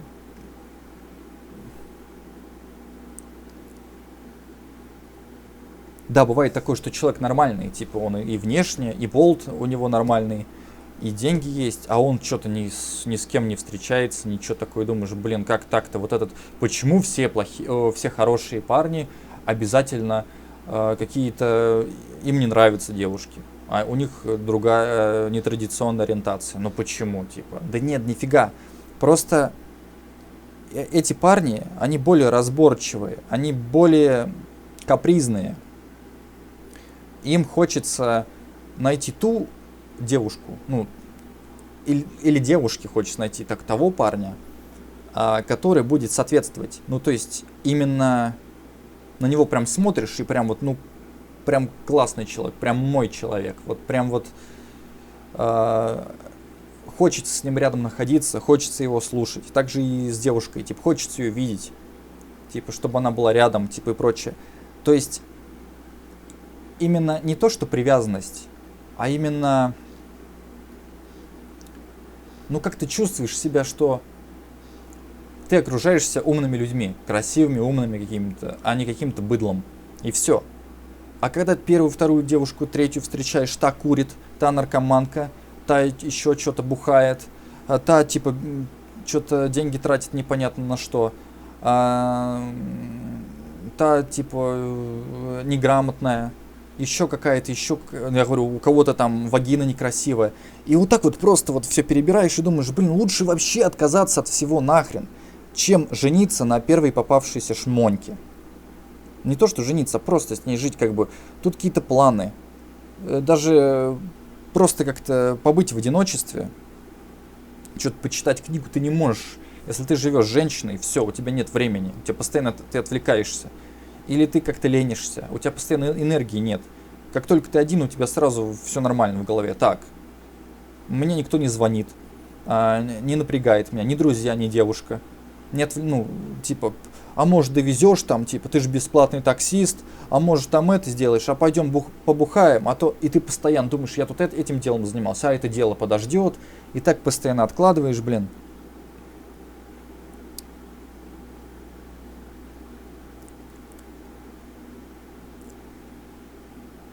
Так что вот эта тема, блин, там, вагина, болт, типа это все как-то, ну, это цветочки. Много чего еще тормозит. Просто, типа, отношение к человеку. Типа, прикиньте, если вы окажетесь одним из парней у девушки, который, ну, типа, каждый из парней там дарит подарки. И вот вы один из таких дураков, которые, ну, типа, все дарит, а ничего не получает. Она с вас со всех как дань собирает какую-то. И типа, ну, да, сейчас все скоро будет, подожди, потерпи. То есть в это время с кем-то кувыркается. В первый же день познакомились и сразу же уже уехали, там, не знаю, в отель. Тут ты, блин, суетишься, пишешь, там, блин, пытаешься быть вежливым, правильным таким, типа, комплименты там пишешь. Да, сейчас подожди, тут еще чуть-чуть. Думаешь, блин, вот настолько, вот, и реально толпы, просто вот они что-то надеются. Вам что, вот делать нечего, других больше дел нет. Просто, типа, поэтому такие и мемы выпускают, типа, реально, братан, ради чего ты стараешься? Ради раздолбанного бургера, типа, там, вот это, бургер с ветчиной и там мясо, и вот это вот, типа, якобы напоминает вагину. Типа, там уже 5 парней было или 10, типа, она с ними там познакомилась сразу в постель. Мгновенно. Ты тут суетишься, все ждешь, типа, будешь подбирать после всего этого. Это на твоих глазах все происходит, это все знают. Ты просто это, типа, пытаешься как-то не видеть, игнорировать. Да нет, это все вы шутите, такого нет. Это она нормальная. Это вы все придумали. Братан, ну вот тут тебе записи, там, не знаю, фотографии, там какие-то аудио записали на диктофон, вот видос есть, вот еще что-то есть. Ты посмотри на ее семью, там семья такая же, там типа, Да не, все нормально, мне она нравится, типа, это моя судьба. Братан, ну ты что? Ну вот ты, вот это не мужик, понимаете? Вот такие люди не мужики. Но женщины как раз называют таких вот людей, которые там унижаются, что-то ждут, вот это настоящий мужчина. Потому что пока я там нагуляюсь, пока я там что-то буду делать, меня ждут, меня примут, я буду нужна под венец и все прочее. Нифига такого не должно быть. Сколько ни намекай, в комментариях всегда появляются эти, куколды, эти олени, которые пишут этот бред.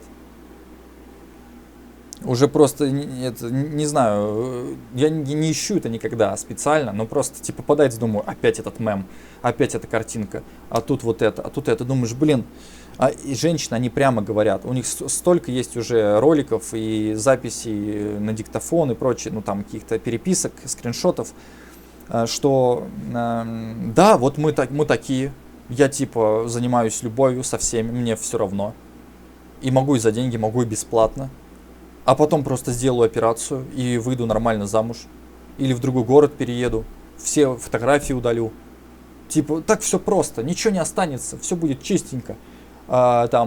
Волосы перекрашу. Не знаю, операцию сделаю какую-то. Потом там рожу. Как просто, прикиньте, ну кого может родить такая женщина? Такого же ребенка, как и она сама. Вот что страшно. А мужик не подозревает. Как мужик должен подозревать, ну если он умный. Как он такой, как так можно не видеть? То есть, это просто как зомби, как робот какой-то.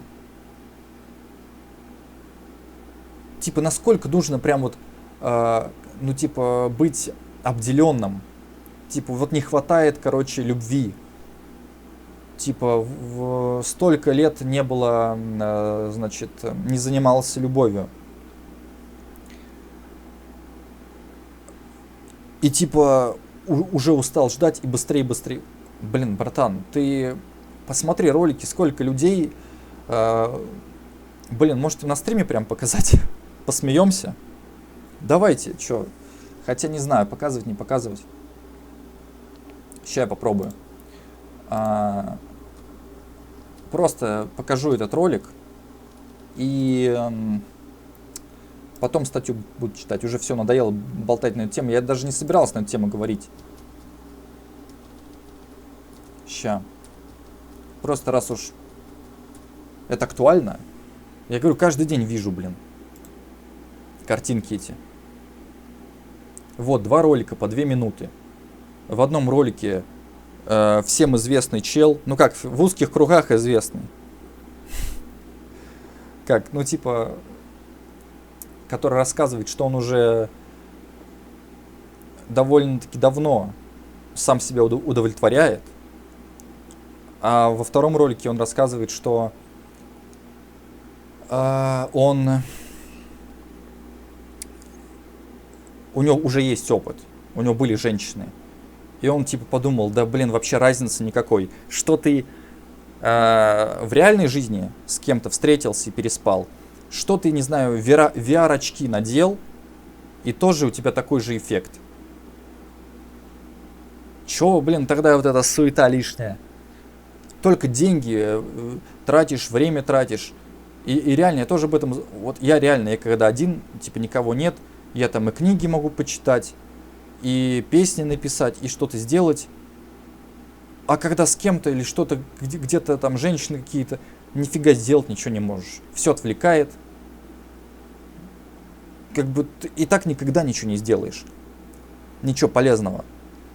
У тебя только будет на уме, шмонька, как бы там написать сообщение, лапшу на уши навешать, да, там, вот сейчас повстречаемся, там, ты моя судьба, там,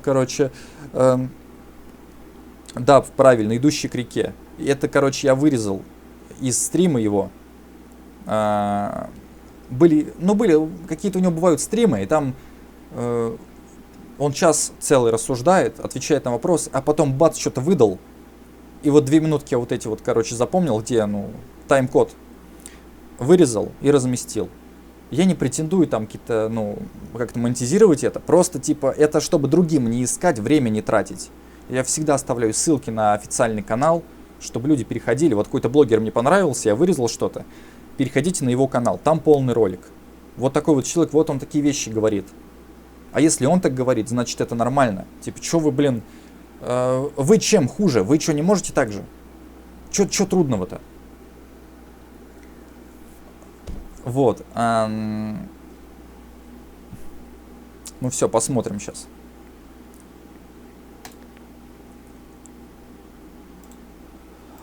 Так, все, сейчас включу.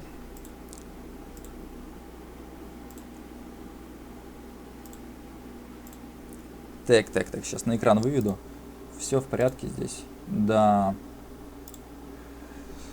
Просто реально как-то... Ну реально, типа, не хватает, типа, секса, получается, мужчинам. Ну, я не знаю, может у них... Так прикол в том, что если человеку не хватает секса, там, допустим, 5 раз в день, к примеру, так ему, он даже если найдет себе какую-то женщину, ему и с ней не хватит его, ему постоянно будет не хватать. Нужно с этим разобраться, это какая-то как аномалия. Типа, тебе постоянно ты только об этом думаешь, как животное. Да даже животные таким так не делают. Как так можно? У них есть какой-то брачный период, все. Нет, это каждый день, это обязательно. Все как у людей. Каких у людей? Кто сказал, что вы живете как люди? Вот когда смотрите фильмы в кинотеатрах, и там типа показывают людей, похожих на вас, и типа вот, типа шутки там, такие-то там, какое-то поведение, так это показывают на экранах не потому, что это хорошо, а показывают, что это плохо, что это колхоз, что это смешно. И что, ну, как бы над вами смеются. А зрители такие сидят, типа, о, про нас показывают, типа, вот как классно, типа, мы молодцы. Нифига не молодцы. Над вами просто, типа, вас презирают. Типа, вас на всеобщее обозрение, значит, выставляют. Типа, смотрите, нашли каких отбросов. Вот они какие, типа, кого нужно избегать. Просто, типа, они даже не подозревают, что над ними смеются. Ну, типа, про нас снимают, значит, мы все правильно делаем. Да нифига. Так. Захват. А может, браузер попробовать сейчас?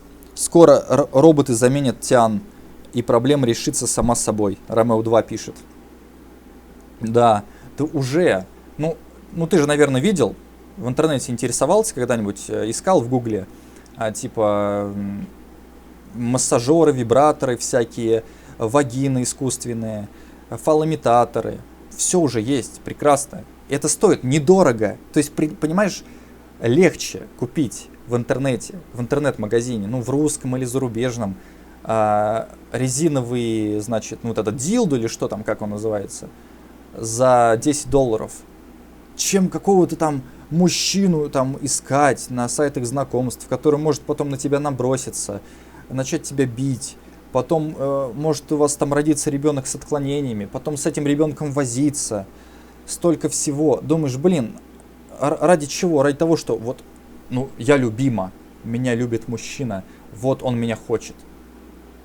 Типа вот это вот, получить вот это ощущение, что типа я хороша. А если этот мужчина, ну да, типа он богатый, но я говорю, болт-то маленький. Легче купить в интернет-магазине за $10 фалоимитатор. Резиновый половой член. Все. Да, конечно, можно это как отнести к контенту 18+, но я же ничего не показываю. Там половые органы, там пенис, вагина, это же обычные слова, это не мат какой-то, это просто типа термины. В книгах это все написано, в учебниках, так что это все допустимо. Так что кто-то может, зачем ты это просто рассказываешь, это так не принято. А как принято? Как принято, когда ты просто берешь, не предохраняешься, и потом там первый раз, второй, третий, у тебя 5 детей, все по тюрьмам. Это вот так вот принято, вот так правильно. Не говорить об этом, просто жить. Потом, чтобы на улицах просто люди выходили, не знаю, и на людей набрасывались. Вот просто от скуки, от этой жизни. Кто-то или не выдерживает это, накладывает на себя руки. Вот это да, это... Типа не надо говорить. Все правильно живут. Ну да, правильно. Если все правильно жили, такого бы не случалось.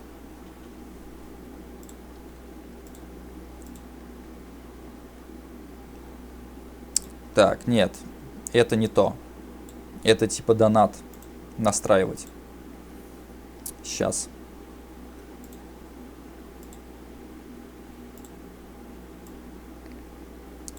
Ну, я надеюсь, будет видно все, как бы тут. Вот так вот, нормально.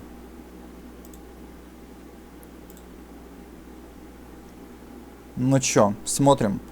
Я не знаю, как будет только слышно, может быть тихо. Сейчас как раз отрегулирую звук, чтобы знать как. Сейчас пару секунд.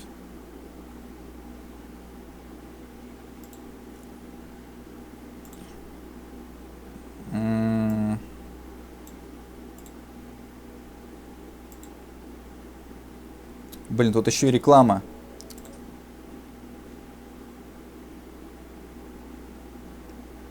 У меня лично, я тебе по своему опыту скажу, как дочь. Для меня бабы это... Сейчас, секундочку.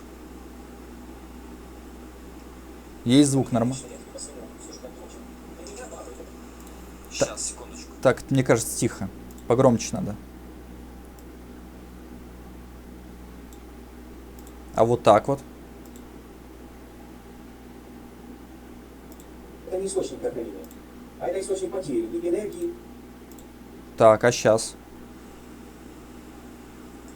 Это не источник вдохновения, а это источник потери и энергии. Так, а сейчас? Нет, еще, наверное, надо. Так, а сейчас? Вот так, наверное. Сейчас сделаю. У меня лично, я тебе по своему опыту скажу, как дочь. Для меня... У меня лично, я тебе по своему опыту скажу, как дочь. Для меня бабы это не источник вдохновения, а это источник потери и энергии, и времени, и сил, и ёб. Ну, все, понимаешь, то есть для меня свобода и состояние вот этой свободного, освобожденного и равноудаленного, оно как-то блаженно. У меня сколько баб не было в том или ином приближении, в том или ином взаимодействии, но это всегда, потеря энергии, это всегда какие-то там еще вот думаешь об этом, даже потеря денег, конечно, я ж такой заряжатель, что называется. Это всегда как это у этих, как группа «Два самолета». Подруга подкинула проблему, сука, да? Вот, знаешь, песня была такая. То есть у меня, например, прямая противоположность этого всего в жизни. То есть это явно ты просто тратишь время свое. И это иногда, ну, блядь, лучше бы я дрочил. Блядь, все, давай-ка и потихонечку начинаешь, все, присытился, я твою колбасу я попробовал, что ты там на вкус, там, какая твоя булочка, что называется, там, с клубничкой, твою ягоду я пригубил, ой, что-то я тобой наелся уже, давай, так, чик-чик-чик потихонечку это, потому что вот это вот время, вот это вот опять, там это, даже просто коммутация даже, да, ой, вот нахер вот ты мне сейчас нужна, ты мне нужна тогда, когда я хочу тебя ебать. Остальное иди ты нахуй, блядь. Иди гуляй, там можешь с друзьями, пусть тебя друзья еще выйдут на берегу реки, там все. Ты мне нужна тогда, когда нужно мне. То есть как вот по расписанию, что называется. Так, с 9 до 11. А дальше там гуляй, Вася, вот тебе бабло, вот тебе там шматье, давай, туси, все, иди нахуй. Мне сейчас не до тебя, мне надо подумать о мироздании сильно. Да, или пройтись там, или спортом позаниматься с собой. Нет, я сейчас буду с тобой таскаться. Туда-сюда, вот это, я потом нахуй это надо. Ради того, чтобы просто в эффекте 5D и 7D, вот в этом лобызании и тискании, просто эффектов больше. Ну, нерационально, понятно. У меня такой просто подход. Лишь ты ищешь каких-то энергий, там, связь, которую, ну, раз такой, значит, твоя суть, если честно. Так что вот такая вот благодать, вот такое великолепие. Ну, да будет так, каждому свое. Каждому свое. Так, что мы дальше посмотрим? Я же говорю, вот даже сейчас по ВКонтакту с девочками переписывался. Блять, смотрю, 1,5 часа времени. Я думаю, сука, я бы сейчас пошел вот на то вот тепло, турник, все, здоровье бы. А я сидел и тоже, значит, то ли там цветочки, то ли там еще что-то, то стишочки, то потом думаю, елки-палки, да? Вот. Не, оно-то, конечно, приносит тоже какой-то это самое, но потом думаешь, а если бы этого не было? Да, думаю, ну я бы сейчас вообще другим делом занимался, созерцал бы ночное небо на спортивной площадке, написал бы пару стихотворений покруче, о чем-то таком глубоком, и опубликовал. А я сижу на жопе, понимаешь, себе как это, череки на жопе нарабатываю, сидя, строча вот это вот все переписываю. Иногда задумаешься, нахуй бы оно мне вот это въебло, дальше вот это вот. Ну вот тоже вот такие иногда мысли возникают. Так что вот так тебе скажу. Сюрприз! Сюрпризы бывают разные.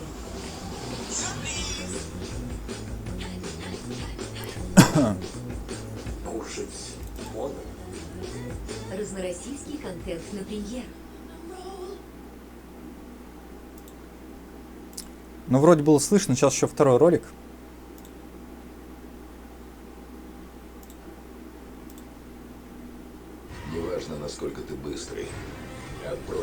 никому не уйти. Давно не виделись, Доминик. Братишка. Может, это и конец. Но уж если мы идем, то все вместе. Форсаж 9. Значит, дорогой анальный разбойник, я с 5 лет дрочер. Я великий мастурбатор. Мне секс в принципе не нужен. Понимаешь, тем более, когда я живу в эпоху порнографии и могу себе прекрасно подкрепить свои фантазии, визуализации. Я в принципе асексуален по своей натуре, но когда у меня были возможности и бабы слетались на меня, как пчелы на нектар, ну, я уделяла им время, опять-таки, доминируя и так, как я хочу. Так, как по такому режиму, в такое время, в таком пространстве, все. А так, мне в принципе секс не нужен, потому что я асексуален, я дрочер. Я сам себя могу прекрасно удовлетворить, и я наслаждаюсь тем, что я независим от этого. Это же как раз-таки один из последних рубежей тоже свободы от этого мира. Когда ты свободен от близости с сексуальным объектом во имя удовлетворения своих сексуальных потребностей. А когда ты сам в себе находишь эту и красоту, сам в себе собираешь и мужское, и женское, вот, сам в себе замыкаешь это все и сам от себя кайфуешь. Понимаешь? То есть это не каждому дано, это ураборосы. Вот, поэтому мне в принципе секс как таковой в этой жизни не нужен. Ну, я от него, так сказать, не страдаю. Вот этой вот какой-то, лишь бы он был, ой, как хочется, ой, как это, подрочил и все, и будь здоров. Я дрочер с 5 лет, и я могу себя назвать великим мастурбатором, потому что столько, сколько я дрочил, это, ты знаешь, я думаю, что уж не часто такое явление, так регулярно и так систематично. И это меня освободило, я выжег всю эту зависимость от баб, от близости с бабами, в многочисленных оргазмах и во многочисленных актах дрочи. Поэтому мне это нахуй в принципе не нужно, поэтому я и свободен от баб, потому что мне достаточно только посмотреть на них и подрочить, и все. И дальше сбрежения мне не надо. А сейчас интернет в том числе дает гигантское количество образов, на которые у меня возникает сексуальная реакция, но я ее реализую сам.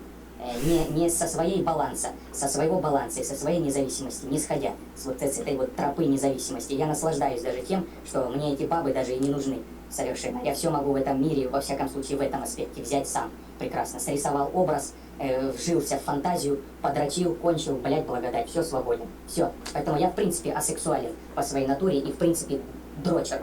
Вот.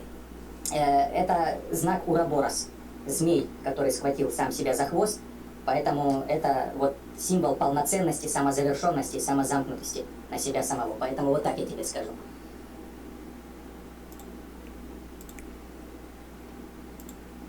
Вот так вот. Да, AdBlock очень нужен, реклама это лишняя. Согласен. Так. Я хочу еще напомнить себе, какое ударение в слове болт. Ну, типа, болтом. Вот. Типа, говорить болтом неправильно.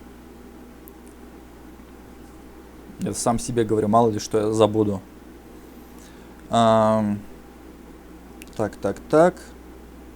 Ну, то есть, я жил и так вот думал всегда. А потом этот дачник начал стримить. И вот такой говорить. Я такой думаю, блин, ну вот же. Он и старше меня как бы. И живет, и все в порядке. И он как бы и работает, и все такое. То есть, чтобы вы понимали, он же типа... И живет он один. Типа сам себя обеспечивает. И не нуждается, типа там. И хотя у него есть вроде как-то лет, не знаю, может быть 10 или 15 назад у него были какие-то отношения. И он то ли жалеет об этом, то ли нет, я не помню. Ну, короче, ну, как сложилось, так сложилось. Типа того, он считает, что его, в принципе, быть не должно. Но он есть. Так сложилось, что вот он родился. Вот.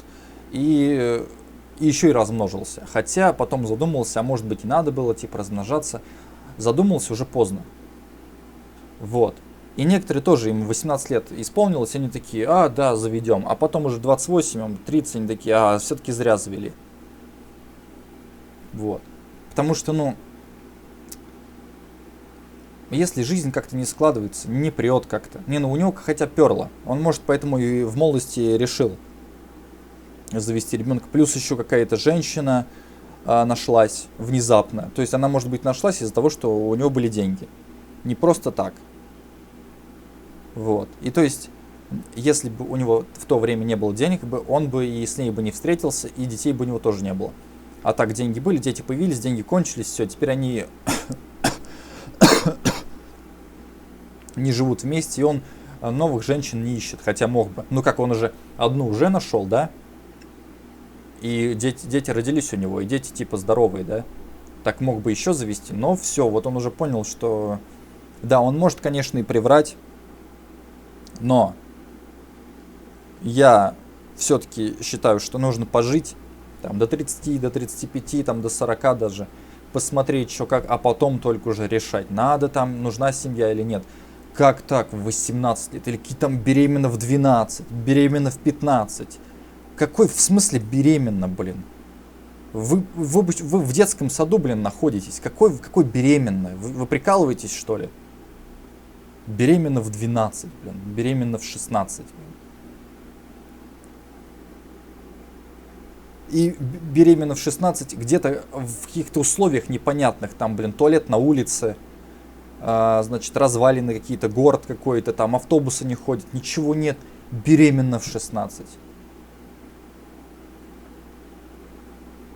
И типа, а если ты не хочешь найти себе девушку и завести с ней ребенка, ты не мужик, ты маленький, ты типа еще не понял, как нужно жить эту жизнь. В смысле не понял? Я на вас посмотрел, если бы у вас не было, блин, если бы не вы, может быть, я бы и завел бы ребенка, но так как у вас есть дети, я на вас посмотрел, думаю, блин, вот это вот будет этот дебилизм, как у вас. Нет, спасибо. А то такие простые, да, блин, все так делают, так надо делать. Кто так делает? Делают те, у кого, блин, которые могут завтра умереть. У них уже все, это как бы перед смертью нужно оставить свой след. Они быстрее заводят ребенка. Вот в таком духе. Я не хочу быть одним из таких людей. Дурдачник, забавный персонаж. Да. И, кстати, тоже, он же публиковал в интернете вот эти все ролики, и ему писали комментарии, сообщения писали. И если бы ему где-то писали эти сообщения, он бы не прославился, ты понимаешь? Он сначала ведь выпускал просто тренировки, просто что-то качался там, кричал там, танцевал. Потом кто-то написал там, типа, Серега, а можешь там что-то подсказать там, а можешь там это сделать. И это его взбесило. И он типа такое видео записал. И из этого видео получилось ролик целый, который он записал просто идя с работы. Или ролик, который был... То есть один случай был. Я просто смотрел стрим его, я в ускоренном режиме посмотрел большинство стримов, когда у меня было свободное время. Там много, конечно, неинтересного, но местами очень круто. Ну, чтобы понять человека, нужно посмотреть его стримы. Ну, чтобы разбираться вообще в людях, нужно смотреть разные стримы. Есть там женщины стримят, есть мужчины. И вот смотришь стрим женщины и думаешь, вот же она все настроила, вот же она все по делу говорит, вот она все смогла сделать. А есть женщины, которые не могут этого всего сделать. То есть стрим настроить, это так трудно. Ой, книжку прочитать, это так трудно. Как там ставить ударение, ой, хрен его знает. Да мне это не нужно. А да пофиг, а как будет, так будет. Как-то все пускают на самотек. Я говорю, за собой не следят, там, за своим здоровьем. И в итоге потом едят, что попало. Там, не знаю, грязный, упало на пол, съедят. Ну, не, просто прикинь, встречаться с женщиной, которая там ест грязную пищу, там, типа, не моется, там, не знаю, не следит за собой. Типа, ни книжки не читает. Думаешь, блин, вот... И она еще возмущается. А че ты, типа, не ищешь себе никого? Вот, я-то живу, вот, мой парень меня нашел, и мы с ним живем. А ты ничего не хочешь. Вот у меня есть подруга, не хочешь ли с ней начать? Такая же подруга, как и ты. Как он, этот парень, вообще согласился с тобой лечь в постель, я вообще не понимаю. И вот что-то его, не знаю, приковал его к кровати наручниками, как-то его заманило в кровати, это привела домой. Я не знаю, просто в здравом уме просто не согласишься. Ну, никто не согласится, а это просто как-то соглашаются. Просто на вид вроде нормальный пацан, а внутри просто, блин, пустая голова. Типа нашелся худший из худших. Типа, да, нет, это вот в натуре, вот это, знаешь, религия, это все, наверное, влияет. Типа, Ну вот Бог есть, и Бог типа создал тебя, и для тебя создал тебе пару. И вот вы типа встретились. Ну так и некоторые думают. На самом деле, ну это не так работает совсем. Типа первая попавшаяся женщина на твоем пути, это не твоя судьба. Твоя судьба это та, которую ты сам выберешь. Который тебя выберет, и ты, который выберешь. Которым вам будет комфортно. А это, блин... Не, ну, а других вариантов нет. А типа, ну, а чё ты... Якобы другие варианты... Там девчонка, допустим, ты не дотягиваешь до нее, или она не дотягивает до тебя. Почему-то, когда ты не дотягиваешь, точнее, до тебя не дотягивают, ты должен подбирать. А когда ты не дотягиваешь, тебя никто не принимает. Вот что, блин, печально. Песенка его прославила. Энджойкин, идущий к реке. Ну да, я про нее и говорю. Вот эта песенка, это была ситуация из жизни.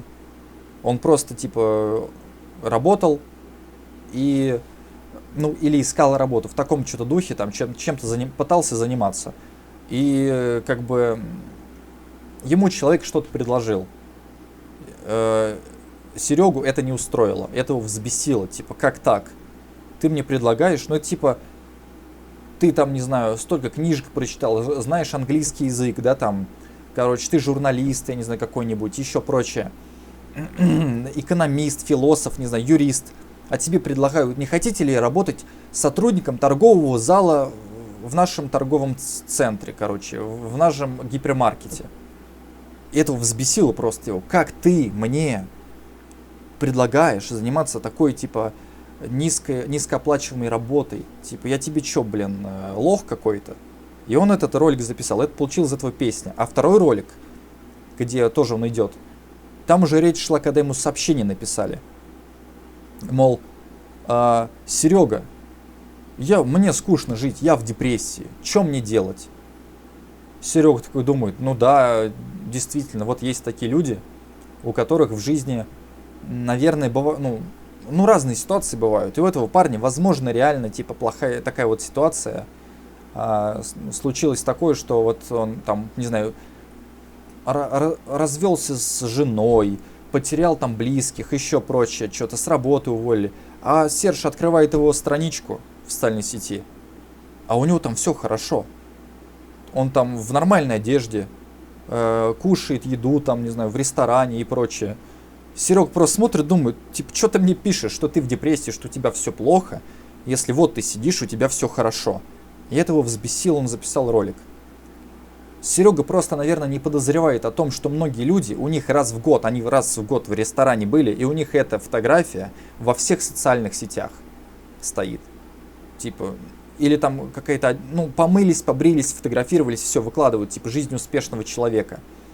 Там, типа, с фильтрами совсем. То есть это было один раз за весь год, а Серега думает, что этот парень живет всю жизнь так. Типа, по ресторанам ходит, у него там все есть. Это просто он пытается скрыть вот эту всю грусть. Хотя бы, ну, в жизни все плохо, но хотя бы в социальных сетях я буду классным, веселым, интересным, богатым. Так что тут я об этом всем знаю. И зарплаты у нас, конечно, полный отстой. Люди за такие деньги работать не хотят. Я бы, если честно, поработал бы даже на обычной работе, если бы платили бы за зарплату ту, которую обещают. Ну, ты представляешь, ты приходишь работать. Ну, представь, приходишь работать за 15 или за 20 тысяч рублей. Думаешь, ну, это такая, ну, небольшая сумма, ну, хотя бы это какой-то минимум, тебе хватит. А в итоге потом в конце месяца тебе заплатили меньше 15. Ты думаешь, блин, ладно, вы обещали бы, не знаю, 100, заплатили бы там, ну, 95. Ну, как-то, ну, знаешь... не чувствуется особо. Обещали 15-20, заплатили 10. Это существенно. Это огромная разница. Это чувствуется. Вот. И из-за этого, конечно, не хочется работать в таком коллективе с такими людьми, которые, ну, вот так к тебе относятся. Просто как к букашке, как к дешевке, как к дворняжке. Вот. Вот это, блин, меня прям расстраивает это. Так, ну что ж, Стрим идет уже почти 2 часа. Сейчас я найду эти статьи. Во, 2 статьи. Значит, статья была написана... Ну, короче, публикация на этом сайте, на который я зашел, была 1 июня 2017 года в 17 часов 59 минут. Работа для некрасивых. Почему современная молодежь не хочет работать? Ко дню молодежи этот сайт, портал разбирался, почему молодые люди не хотят трудиться. Я сейчас не вижу чата, так что прочитаю сообщение после того, как после статьи. Значит, старшее поколение все чаще заявляет, что нынешняя молодежь совершенно не хочет работать. Казалось бы, на современном рынке труда есть множество вакансий на любой вкус. Однако количество безработных представителей молодого поколения остается выше, чем граждан среднего возраста. Ко дню молодежи, который отмечают 27 июня, портал выяснил, почему современные молодые люди не хотят трудиться. Влияние Запада. Во многих странах Европы молодые люди не стремятся получать высшее образование, но им также не хочется выполнять неквалифицированную работу. В некоторых европейских странах молодежная безработица достигла 50%. Многие эксперты говорят о формировании потерянного поколения и вместе с тем мощной социальной группы, которая возлагает решение своих материальных проблем на плечи государства. По мнению французского социолога Ришара Бланка, молодежная безработица в странах Европы приобретает идеологические очертания и становится выражением протеста против якобы несправедливой экономической политики. Разочарованные в рынке труда молодые люди начинают активно проявлять себя в политике, на что у работающей молодежи совершенно нет времени. По словам специалиста, неработающие молодые люди получают финансовую помощь от государства и родителей, и поэтому могут позволить себе относительно безбедную жизнь. Диплом для родителей. Очень многие люди поступают в университеты или выбирают специальности, по которым никогда не будут работать, только потому, что мама сказала, что нужно обязательно получить высшее образование. Кроме того, в приемных комиссиях вузов очень часто можно столкнуться с такой ситуацией, что абитуриент хочет подать документы на одну специальность, а строгие родители убеждают его поступать на другую, к которой у него совершенно не лежит душа. Получив образование, молодые люди предпочитают просто не работать, находя различные оправдания. Кроме того, многие родители запрещают своим детям работать, пока те учатся. Известны случаи, когда родители обещали выдавать ребенку в месяц на карманные расходы сумму, равную средней заработной плате, лишь бы он не пропускал занятия. Так молодые люди привыкают к тому, что деньги всегда можно взять у родителей. Комментарий психолога. Тенденция такого отношения молодежи к работе исходит из семьи. Родители лишили действий своих детей. Кружки, дополнительные школы, развивающие секции. У молодого поколения нет свободы. Когда ребенку не нравится заниматься чем-либо, что навязали ему родители, он слышит в ответ: «Ты не будешь успешным, ты ничего не добьешься». Понятно, родители хотят для своего чада лучшей жизни, но в то же время своей опекой они не дают сформировать ему личное мнение. Раньше мы могли бегать, гулять, где нам захочется, и родители понятия не имели, где мы и что с нами. Сейчас же дети под строгим контролем у своих родителей. А где им брать опыт? Дети не могут учиться на своих ошибках, потому что родители им не дают такой возможности. Я много работаю с детьми и все чаще замечаю, что в их жизни очень мало движения. А, как известно, наш жизненный путь начинается именно с помощью движения. Первые шаги, ощупать вещь, погрызть ее. Сегодня этого у детей в недостатке.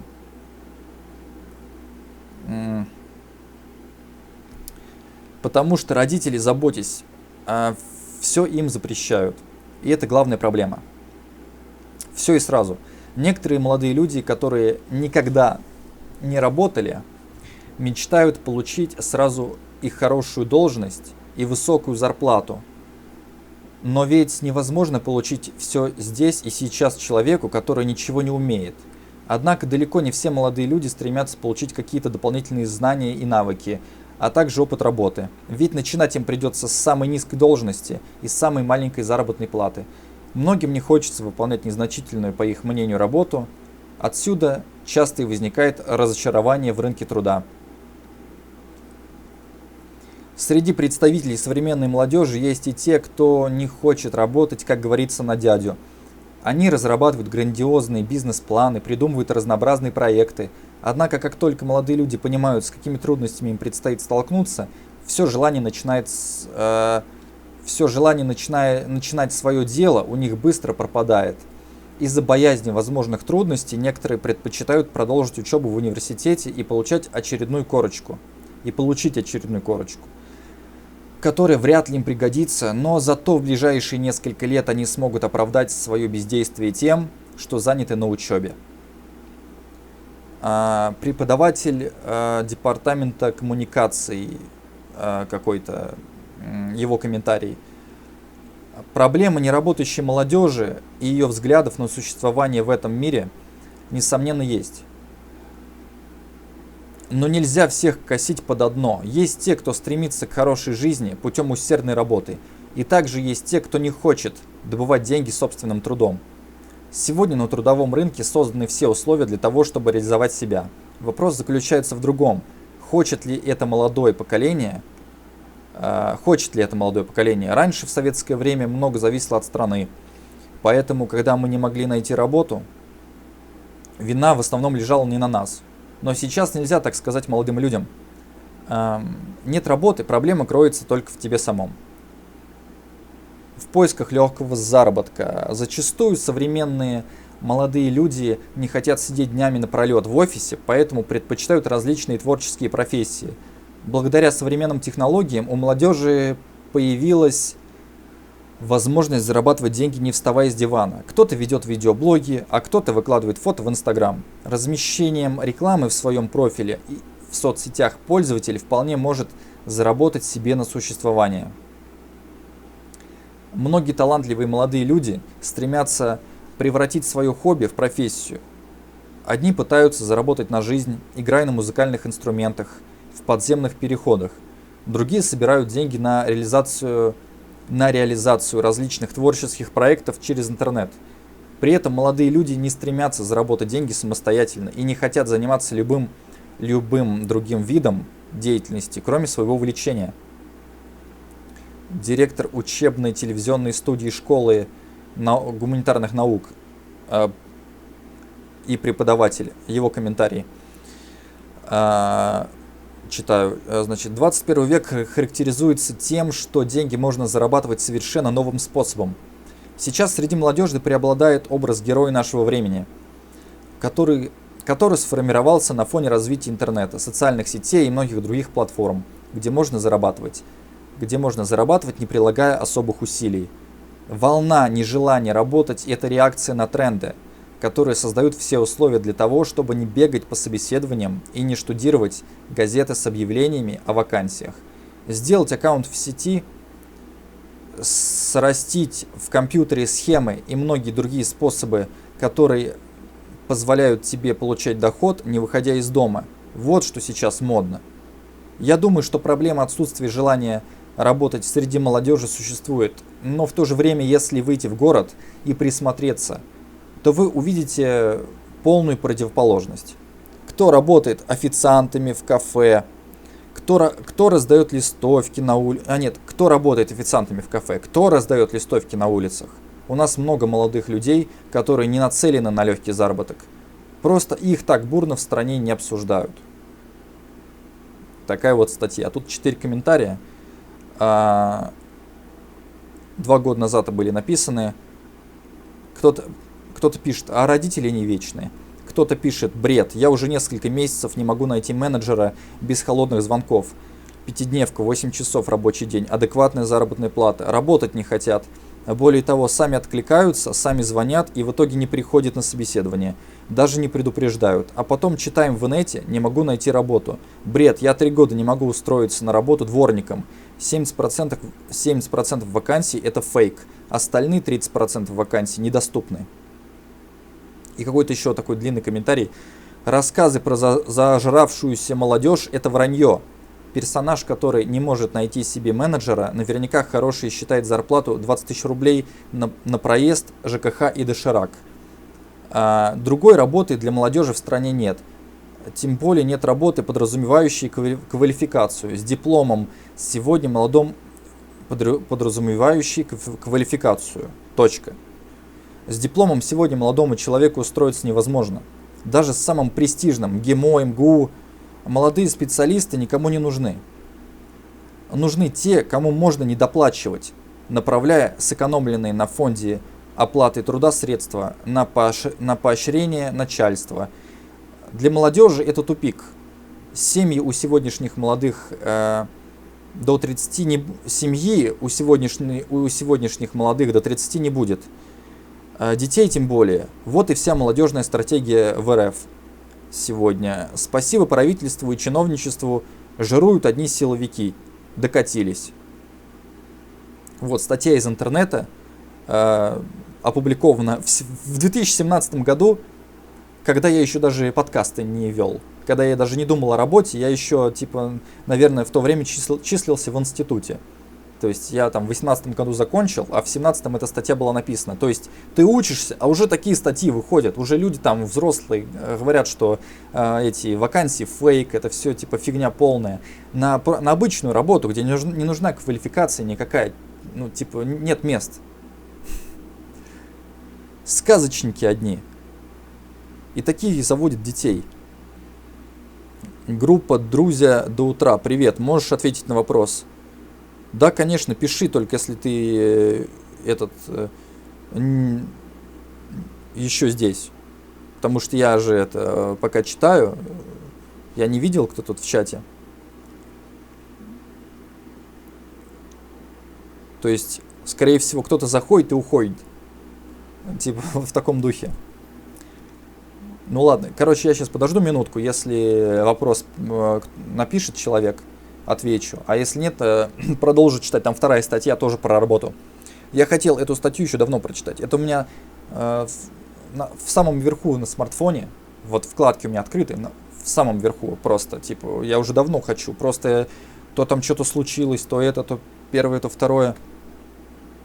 Такие вот дела.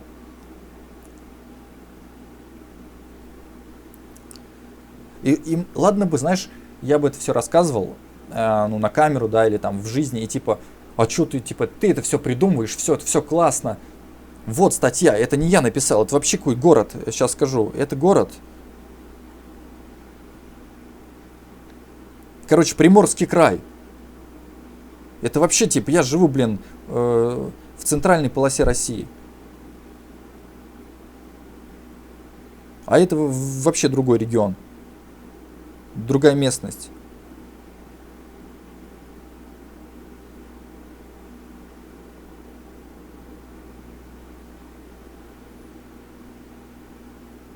То есть средняя полоса России это, ну, основные города, которые вот, короче, Москва и вокруг Москвы.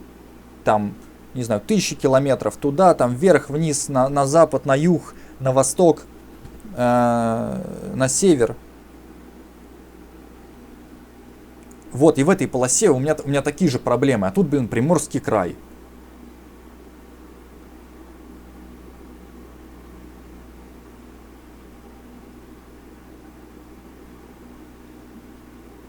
То есть там, значит, Владивосток, Уссурийск,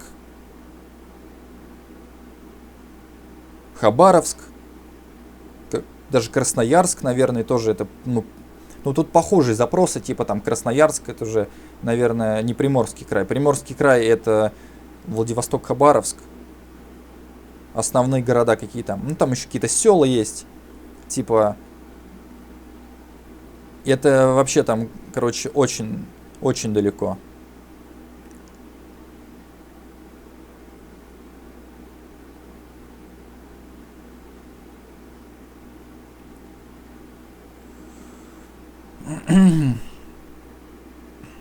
Сейчас я просто хочу узнать, сколько количество городов.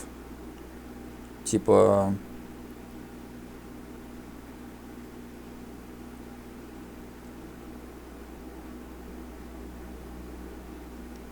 Список городов Дальневосточного экономического района с населением более 20 тысяч.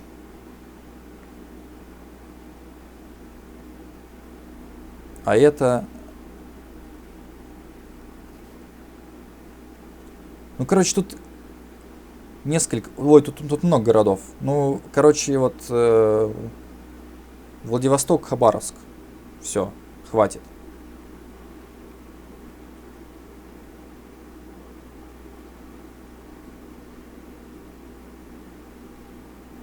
Так, сообщение в чате от того человека так и не пришло никакое. Смотрит только один зритель меня. Основной, который... Ромео 2 его зовут, если что. Ну, на самом деле в этом многие пользователи меняют свои имена. То есть могли назваться там Николай Николаев, потом бац, смотришь, его уже зовут там, не знаю, Дмитрий Дмитриев. Потом бац, зовут его Сергей Сергеев. Вот, аватарки меняют. То есть, может быть, один и тот же человек просто поменял аватарку, опять заходит и пишет что-то. То есть, такие ситуации бывают. Так что нужно это понимать. Когда я к кому-то обращаюсь, я обращаюсь просто, что вижу, что написано. Если, конечно, там будет мат, я как-то не буду говорить. Ну а так, что тут? Вот что это за такое, значит, имя и фамилия. Группа «Друзья до утра». Вот, типа, в чате поздоровались. Человек под таким именем. Ромео 2 тоже вот непонятно, типа... Ну, Ромео, ладно, понятно. А 2 что значит? Типа, есть первый Ромео, есть второй Ромео. Или как это?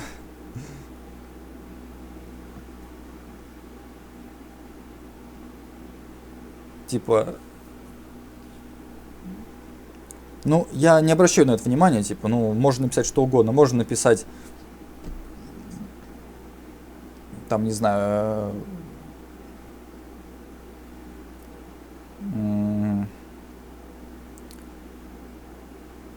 Там имя на английском языке можно придумать, можно на русском написать, можно женское имя вообще написать. Можно прикинуться кем угодно. Ладно, пока чат не буду читать, я прочитаю вторую статью. То есть сегодня тема статьи была и, блин, про отношения, типа про половые органы, там что-то, короче, про работу, про технику. Вот видите? Блин, а тут еще третья статья. Значит, может, да, 3 статьи, да, я хочу их все-таки сегодня. Они небольшие. Просто был у меня стрим, я 5 часов просто без остановки болтаю. Думаю, блин, вот это про токсичность там был стрим. Вообще офигеть.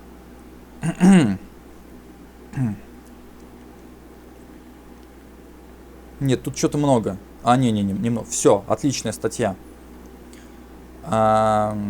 Все, меня видно, слышно, сейчас я уточню.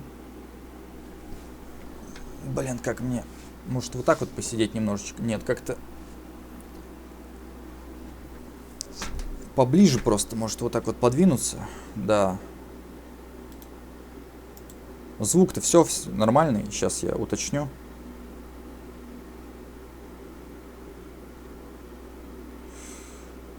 Так, сейчас.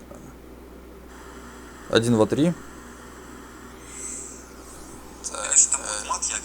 Сейчас.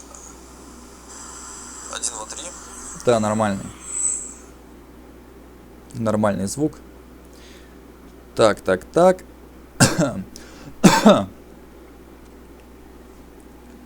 1, 2, 3, 4, 5, 5. Все хорошо. Так, погнали.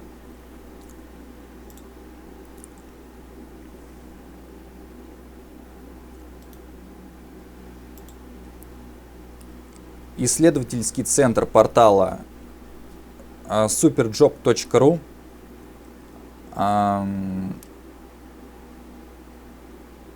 короче,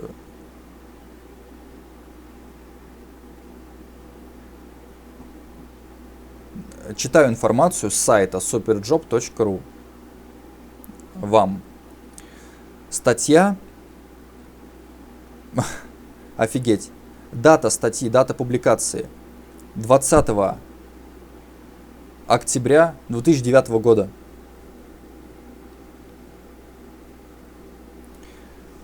Работодатели предпочитают красивых. Отдел кадров, обмен опытом. Так, значит, в результате опроса,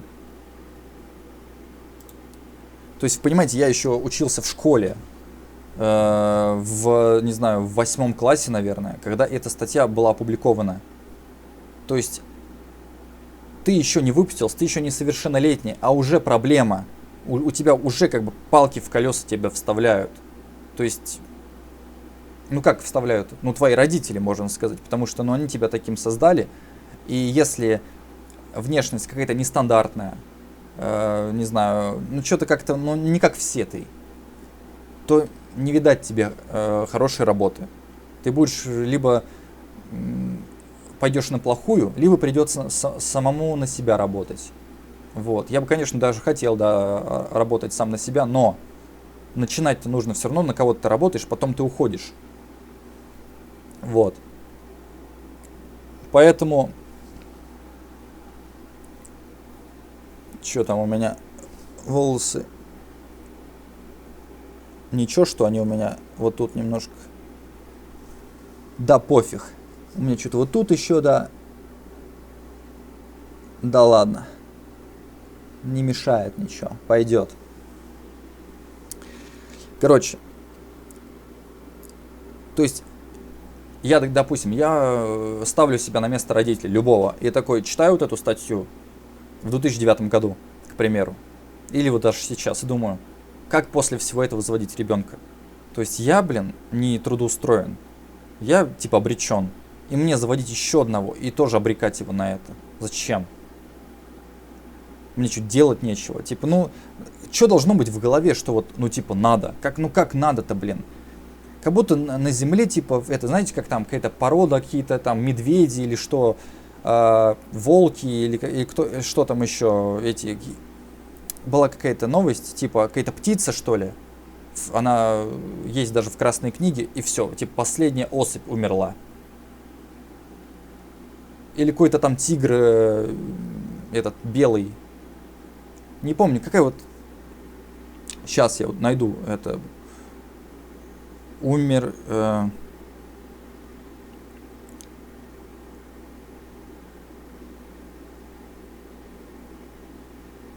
Сейчас.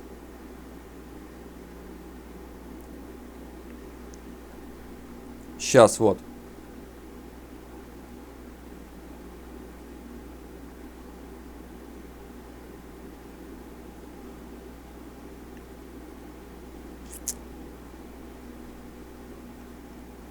Вот новость от 6 октября 2020 года.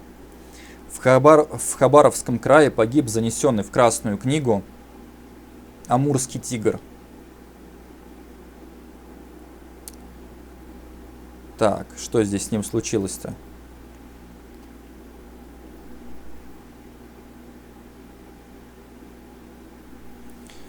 При внешнем осмотре было установлено, что тигру было более 10 лет.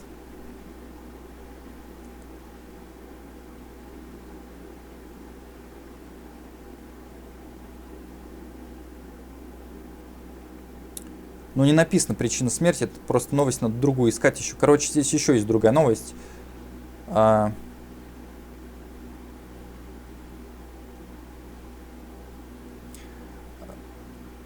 Короче, статистика говорит о том, что численность амурских тигров, по данным фонда, с 40-х годов прошлого века возросла с 50 до 580 особей.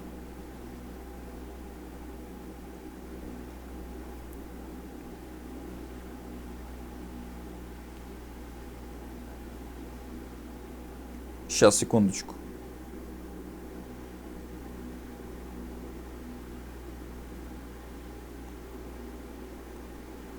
Ну так это типа наоборот возросла, все в порядке, да, типа.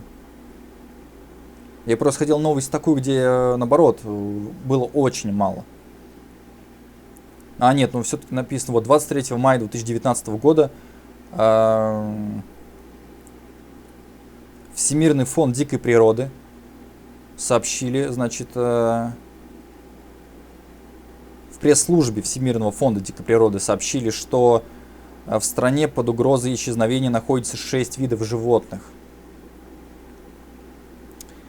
По мнению экспертов, под угрозой исчезновения в России сайгак, переднеазиатский леопард, кулик-лопатень, кречет, сахалинский осетр и калуга, пресноводная рыба семейства осетровых.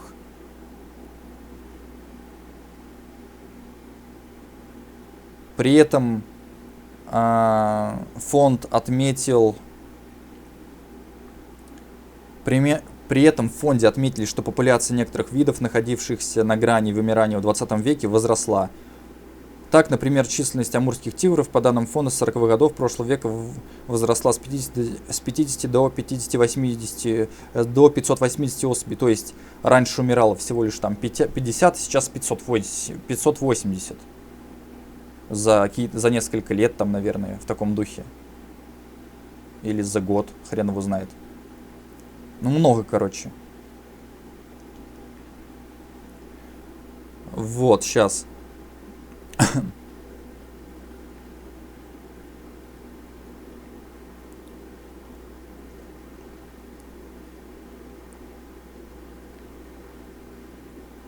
Так. У меня еще в названии написано «токсичный стрим». У меня одно и то же название на всех стримах, хотя здесь ничего токсичного нет. Это даже, наверное, отпугивает людей, типа, что за токсичный стрим, типа, что написано. А я так, типа, ну, в личном кабинете так у меня выбрано. Я потом его переименую, и в записи можно будет посмотреть нормально уже. Блин, вот мне нравится картинка сегодня. Нормальный, блин, фильтр наложил. Типа насыщенность нормальная. Все, блин, по уму. То есть и близко могу вот так вот. И отдалиться могу. И так могу стримить. И так вообще клево. Как же я доволен. И звук нормальный. И так вообще клево. Да, звук не идеальный, но за такие деньги это вообще идеально. Ну, за такие деньги это классный звук. Это просто вообще круто. Вот. Офигеть, вот, блин. Прикол в том, что я протирал веб-камеру до этого стрима, тогда еще на прошлом или там позапрошлом, но что-то не помогло. Ну, я просто протер там бумагой, типа салфеткой. Нужно было как-то намочить салфетку, поэтому всегда берите там капли воды и протирайте прям, и проверяйте. Если картинка изменилась, то нормально. Если нет, то, не знаю, эту ватную палочку возьмите. Обязательно.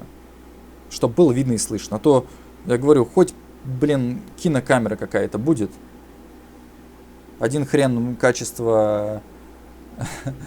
Ну, типа, качество будет плохим, если объектив заляпан чем-то.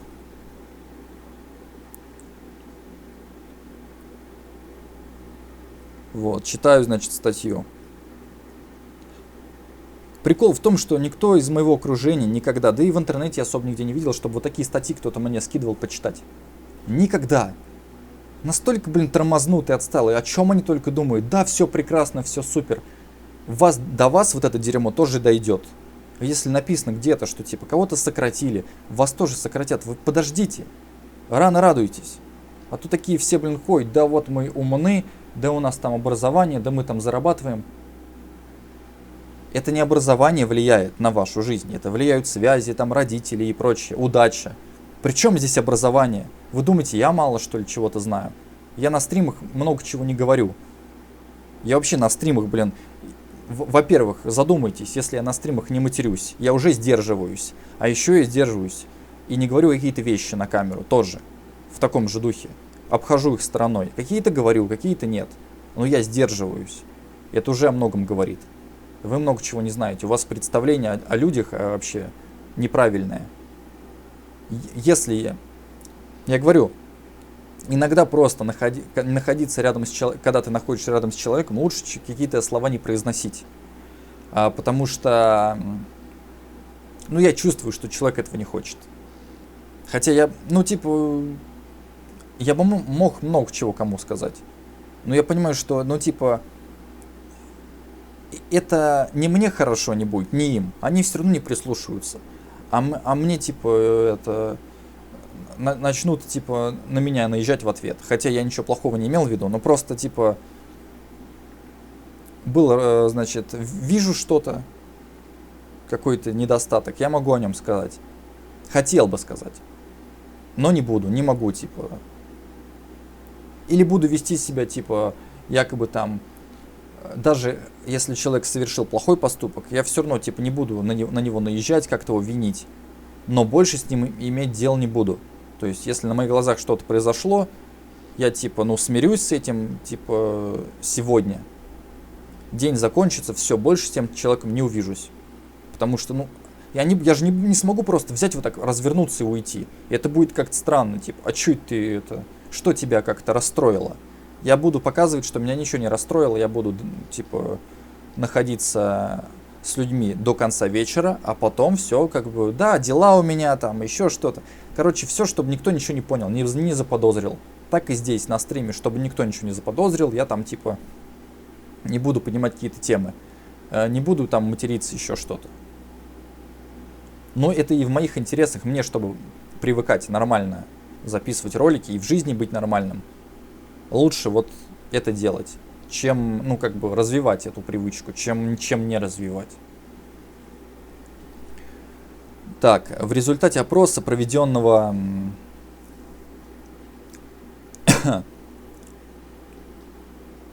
сейчас.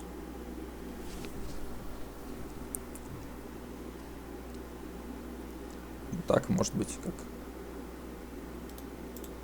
В результате опроса, проведенного исследовательским центром рекрутингового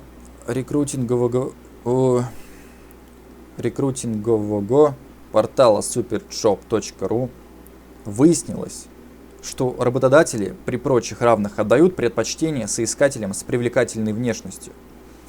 Опрос, проведенный недавно в Великобритании, показал, что при приеме на работу большинство работодателей обращают внимание на внешность кандидата и, выбирая между опытным и красивым сотрудником, чаще отдают предпочтение красивому. Аналогичные опросы, проведенные в Азии и Америке, дали схожие результаты. Влияют ли внешние данные на построение карьеры в России? Как выяснилось, Россия не является исключением. 77 наших соотечественников считают, что привлекательная внешность является серьезным плюсом при трудоустройстве. Некоторые опрошенные пришли к такому выводу, исходя из собственного опыта, другие после ознакомления с требованиями к соискателям. Не зря требования к кандидатам часто включают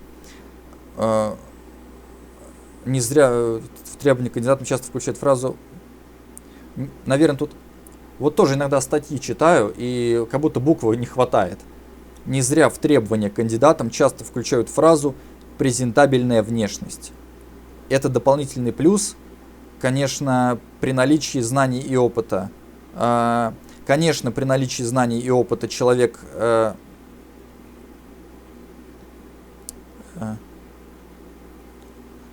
стремящийся хорошо выглядеть, будет также хорошо работать. Вот, да. Короче, здесь написано было, не зря требования к кандидатам часто включают фразу. Тут не зря в требования к кандидатам часто включают нужно фразу презентабельная внешность. Это дополнительный плюс, конечно, при наличии знаний и опыта. Человек, стремящийся хорошо выглядеть, будет также хорошо работать. Много раз сталкивалась с этим, комментируют респонденты. Надо сказать, что россияне, считающие, что красота – это своего рода ключ, открывающий дверь к успеху, не ошибаются. При приеме кандидата на работу Еще раз давайте. Надо сказать, что россияне, считающие, что красота – это своего рода ключ, открывающий дверь к успеху, не ошибаются. При приеме кандидата на работу на внешность обращает внимание 82% работодателей. Представители компаний не скрывают, у кандидатов с хорошими внешними данными больше шансов получить вакантное место. В привлекательных сотрудниках заинтересованы как небольшие компании с численностью персонала до 50 человек, 88%, так и крупные организации, в которых работают от 1 до 5 тысяч человек, 87%. Я уверена, что на подсознательном уровне правильные яркие черты лица способствуют положительному восприятию собеседника. Смотря на какую позицию. В целом приятнее общаться с привлекательным человеком. Не всегда, но в большинстве случаев. Так, еще раз сейчас.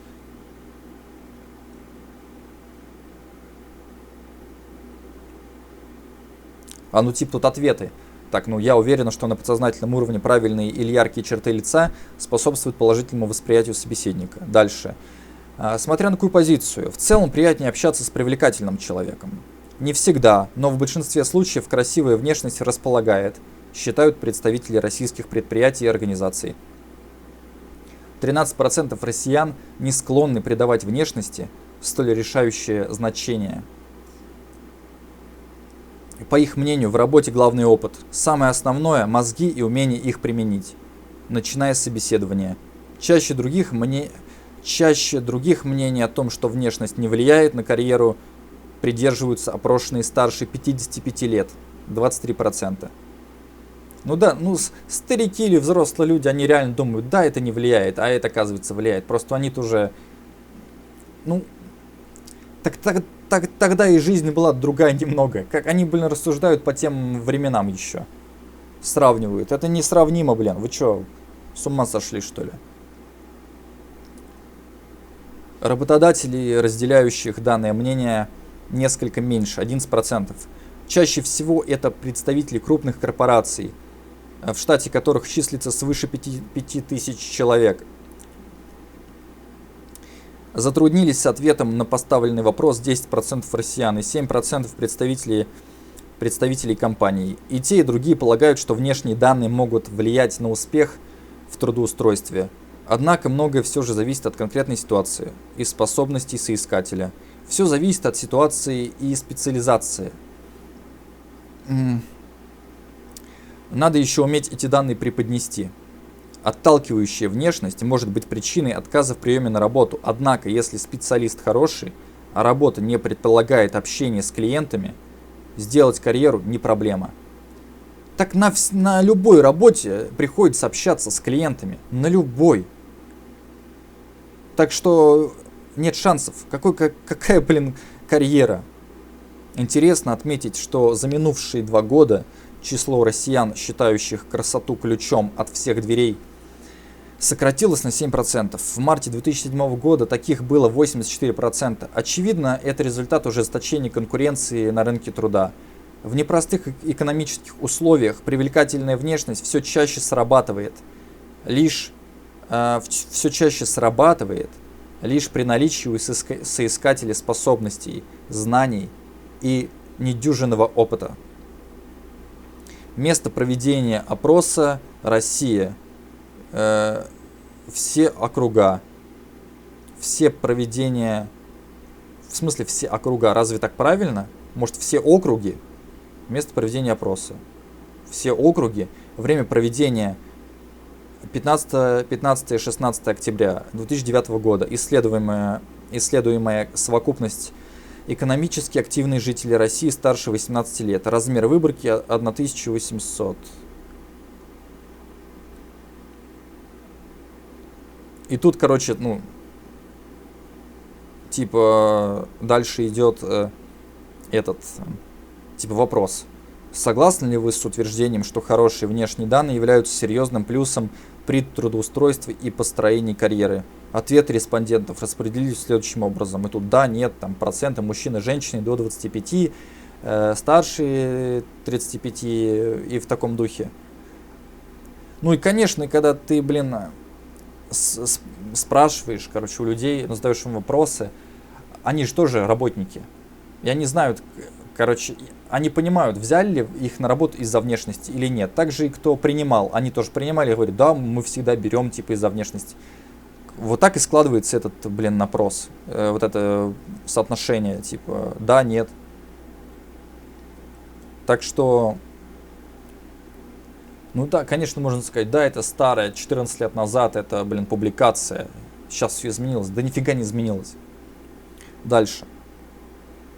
Вот еще статья на сайте, нашел в гугле, но сайт этот bbc.com.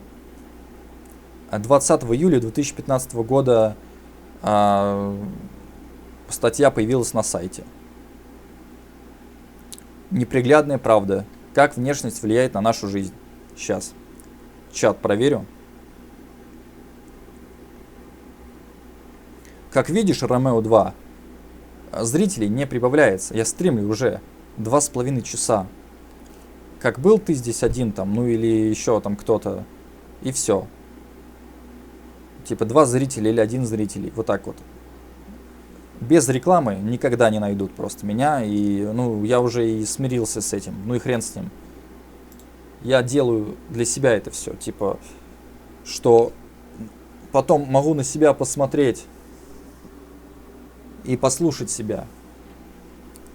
Как бы, что вот такой вот я человек. Чтобы я в жизни не встречал кого-то, да, и не тратил время на общение с ними, типа там что-то объяснять. Вот, типа, ссылка на мою страницу, заходи там, посмотри, ты не приставай ко мне с вопросами, не хочу болтать. Все, я умею болтать. Вот я разговариваю, блин, 5 часов. Вот тебе ссылка на ролик. Не нужно меня грузить в реальной жизни. Типа, там, может быть, на улице шумно. Типа, будешь отвлекаться. Нужно будет повторять мои слова. Постоянно. Здесь звук нормальный, картинка нормальная. Все нормальное время записи. А это какое-то грузить меня утром. Я не буду утром ничего говорить вообще. Я и не хочу. Я не хочу никому писать. Не хочу, чтобы там мне что-то писали. Зашли на канал, посмотрели ролик. Все, класс. Ну, типа, можно под видео написать комментарий. Но именно там в личные сообщения нет смысла вообще. Вот, дальше.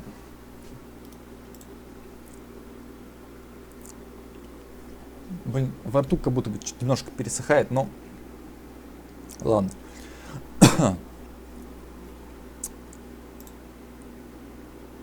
Так.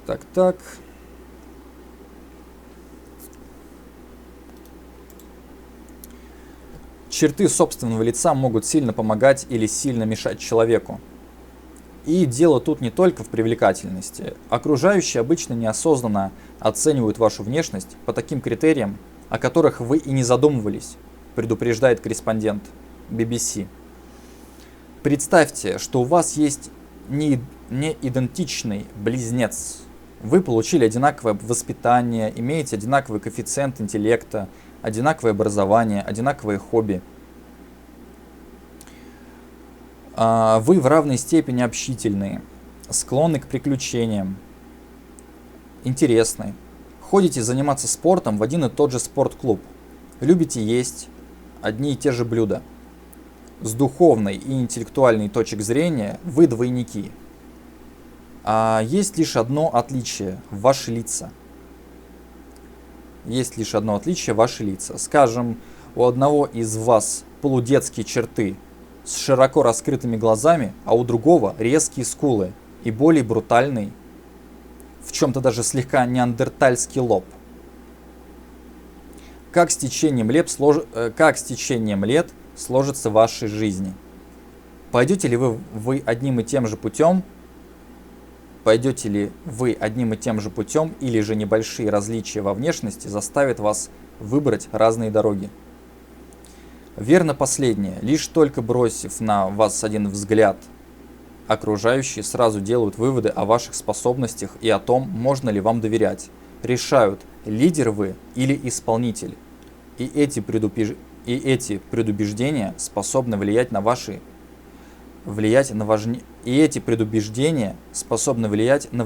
события вашей жизни.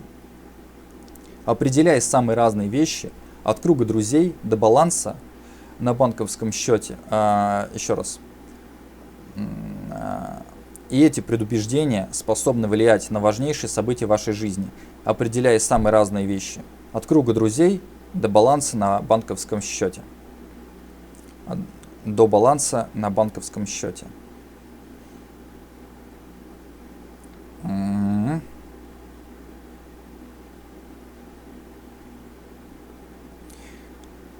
Мы предпочитаем думать, что принимаем решения рационально, но на самом деле часто поддаемся влиянию довольно поверхностных сигналов, говорит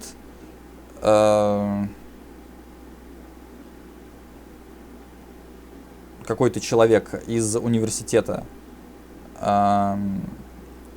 И в этом смысле внешность абсолютно поверхностный, но очень важный фактор. До сих пор тенденция оценивать человека по его внешности, лицемерие, как называют это,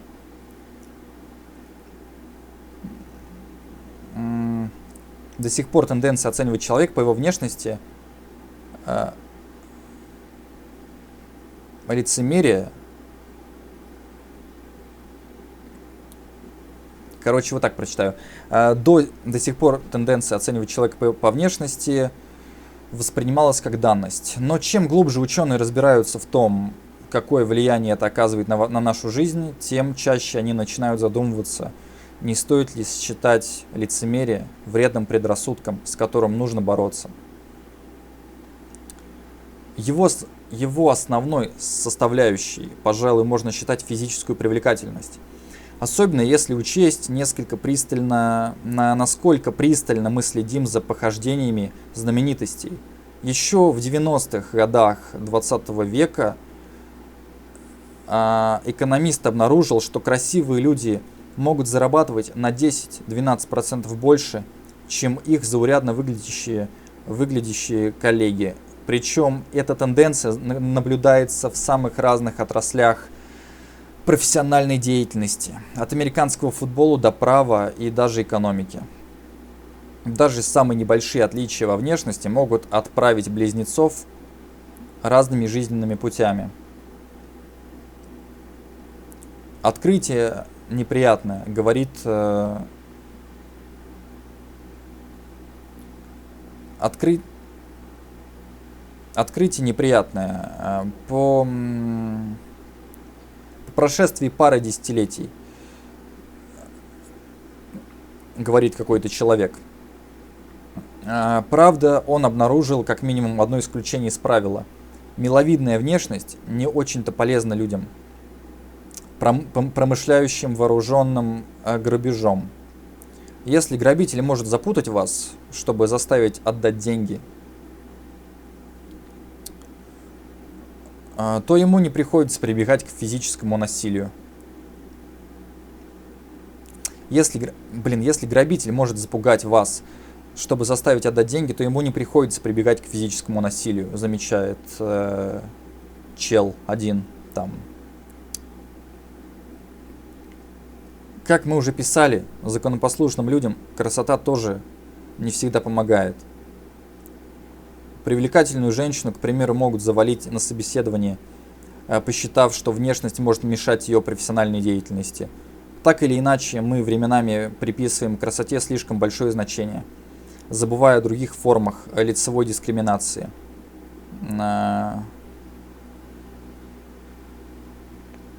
Короче, один чел поставил эксперимент 10 лет назад. Он просил испытуемых посмотреть на фотографии американских политиков, баллотировавшихся в Конгресс и Сенат, дав всего лишь по 1 секунде на каждое фото, после чего оценить по числовой шкале, насколько подходящими кандидатами они выглядели. Даже после того, как во внимание были приняты другие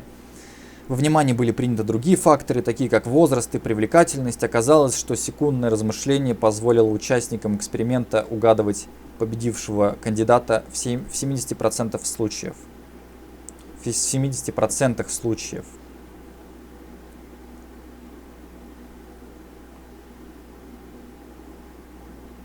Вот так вот. Похожий результат дали и позднейшие исследования, в ходе которых изучалось, каким образом черты лица влияют на успешность обладателя, без учета привлекательности. Оказалось, что чем более властно человек выглядит, тем больше у него шансов попасть на пост главы компании и зарабатывать при этом больше денег. Ученые также попросили испытуемых оценить лица курсантов военных училищ на предмет властности. И выяснилось, что впоследствии карьера быстрее пошла у тех кадетов, которые получили в этом опыте высокие оценки. Также распространено мнение, что по лицу можно сделать вывод о честности того, кто на фотографии. Если показать испытуемым набор снимков, то они, как правило, сходятся в оценке того,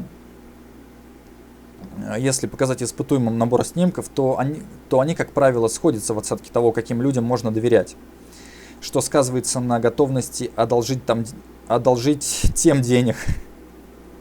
Еще раз. Если показать испытуемым набор снимков, то они, как правило, сходятся в оценке того, каким людям можно доверять, что сказывается на готовности одолжить тем денег.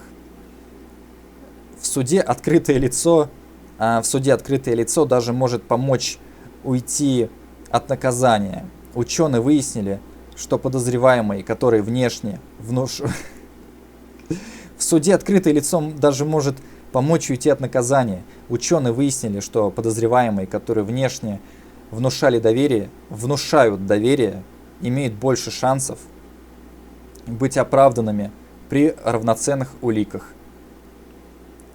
Надо признать, что эти выводы сделаны на основе полностью субъективных оценок. Откуда люди знают, какие черты заставляют человека выглядеть властным, интеллектуально способным или доминантным?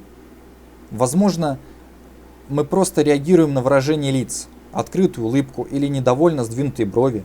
Мимика, безусловно, имеет значение, но есть основания полагать, что мы замечаем и другие, более постоянные черты.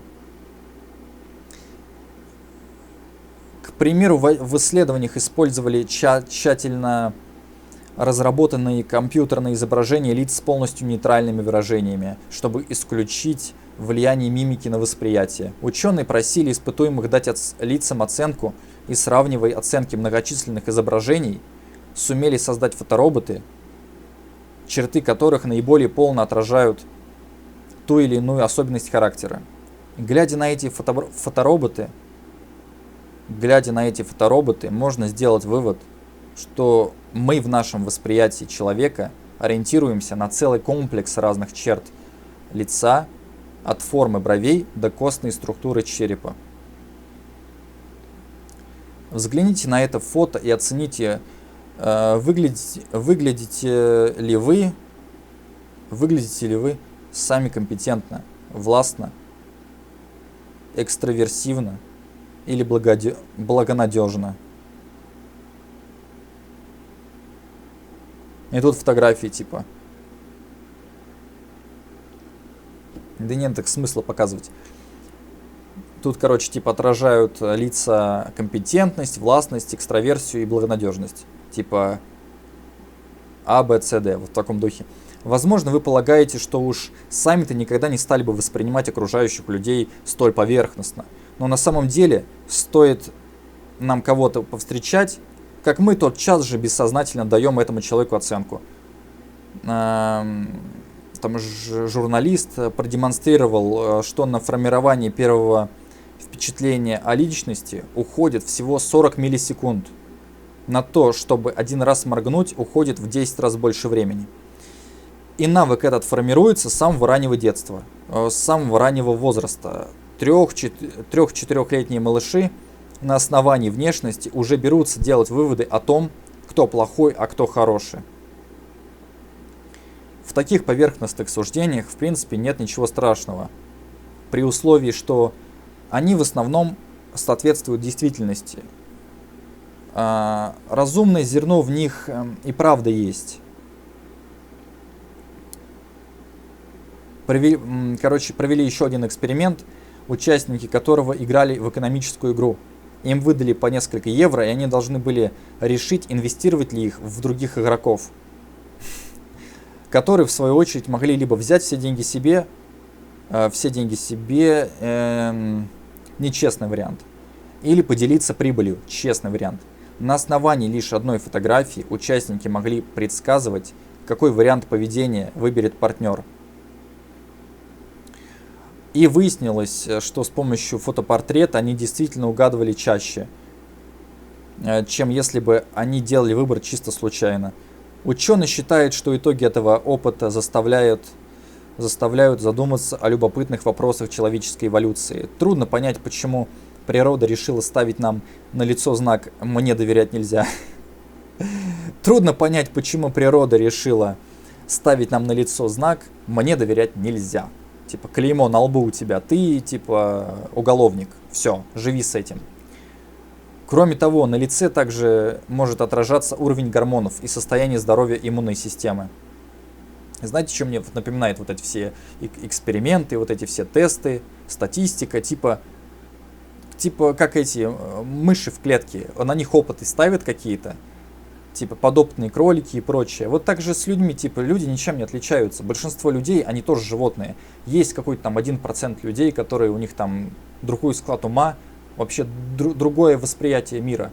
А эти все живут вот как по инстинктам, по привычке. Они типа прутся куда-то. То есть они не понимают, зачем они прутся. Ну типа, ну надо. Типа там пощелкай ручкой. Зачем? Ну надо.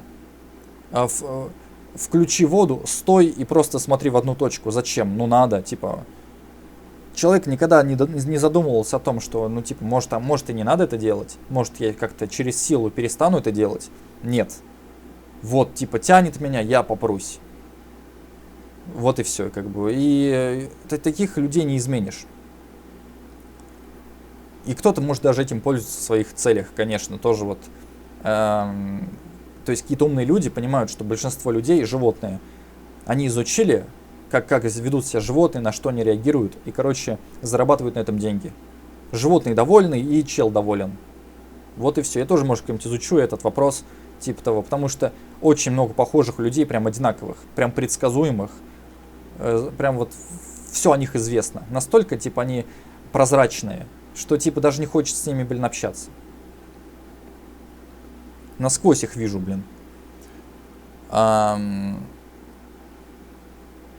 Но с практической точки зрения наша точность визуальной оценки черт характера других людей оставляет желать лучшего и даже может приносить больше вреда, чем пользы. Люди уделяют слишком много внимания внешности, забывая про другую информацию, которой они уже обладают.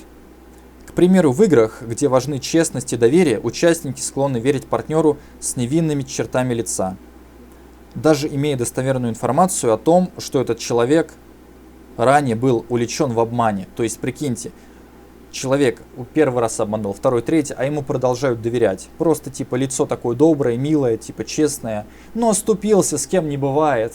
Ой, там, да изменил, ну ничего страшного, ну типа его совратили. То есть подруга, какая-то девчонка набрасывается на другую девчонку, типа, что та его парня совратила, увела. Он сам ушел от этой, блин. Она просто настолько тупая, что не понимает, что, типа, она ему не нужна. Типа, он тебе если бросил, значит, он всех бросит. Какая разница, что ты с ним, блин. То есть проявляет, видно, что вот если она сцепилась, то есть две подруги сцепились, то сразу видно животные, какие-то шмоньки, а вот реально на них время не стоит тратить. То есть они сцепились с кем-то из-за какого-то типа, в кавычках, альфа-самца. А нормальный парень, который за ними ухаживает, да, они никогда бы из-за него не сцепились. Типа, он ухаживает и, ну и типа, надеется, что, короче, женится на ней, а она говорит, да пошел ты нахрен. Он такой, ну и ладно, и хрен с тобой, и уходит. Она такая, да мне плевать, типа, я и не хотела никогда. Типа, ты меня не возбуждаешь, и все. Ты же не альфа-самец. Ну, как бы, тут, говорю, хоть делай подарки, хоть не делай. Это, типа, потом это она привыкнет, типа, подумает, блин, он сам дарит, я его не заставляю, пусть продолжает. Я просто этим воспользуюсь. Что он меня ждет? Типа, ну, пусть ждет до самой старости, хрен с ним. Я не против. А я буду в это время там с другими парнями, короче, кувыркаться. Ладно, так. Таким образом, возвращаясь к нашим близнецам, нетрудно представить, каким образом разница в начальном восприятии Еще раз. Таким образом, возвращаясь к нашим близнецам, нетрудно представить, каким образом разница в изначальном восприятии внешности способна повести вас и вашего воображаемого неидентичного брата-близнеца по очень разным жизненным путям. Внешность может определить вашу судьбу в самых разных ситуациях. Когда вы приходите на вечеринку, встречаетесь с родителями вашей невесты или жениха, нанимаетесь на работу или пытаетесь получить кредит в банке. Еще раз давайте. Внешность может определять вашу судьбу в самых разных ситуациях. Когда вы приходите на вечеринку, встречаетесь с родителями вашей невесты или жениха, нанимаетесь на работу или пытаетесь получить кредит в банке. Вот. Особенно большое значение этот вопрос приобретает в современном мире.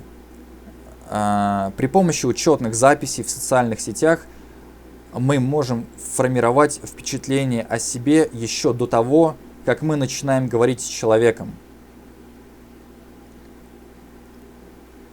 И даже до того, как мы лично знакомимся. Представьте себе, что вы нанимаете нового помощника. Вы собираетесь как можно более объективно рассмотреть все резюме.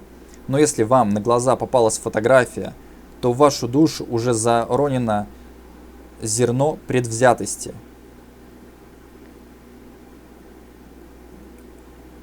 Так, секундочку.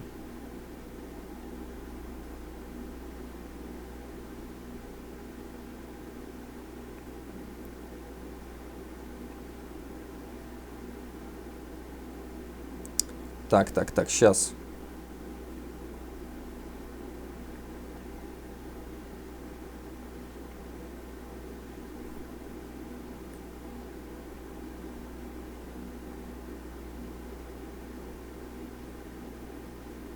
Как я прочитал? Я прочитал Заронина. Так.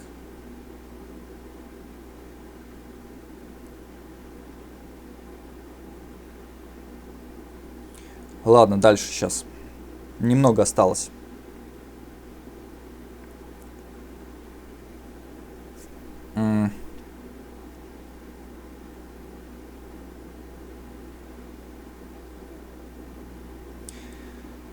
Это может исказить восприятие дальнейшей информации. Пожалуй, невозможно отучить людей делать мгновенные выводы. Мы поступаем так автоматически. Широко раскрытые глаза могут означать невинность, но первое впечатление часто бывает обманчиво. Но первое впечатление часто бывает обманчивым.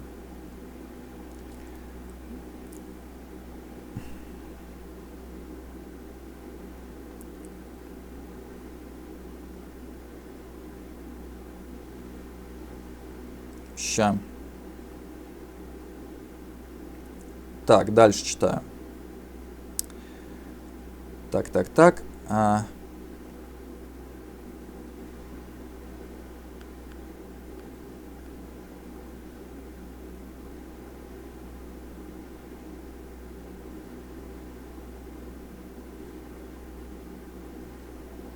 Сейчас. Читаю дальше. Приняв эти соображения во внимание,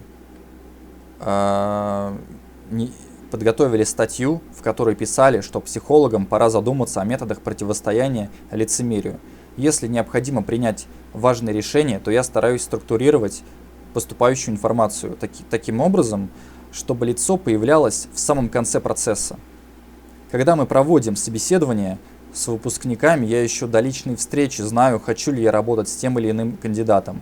Самая важная информация – это сведения о прошлых успехах и рекомендательные письма.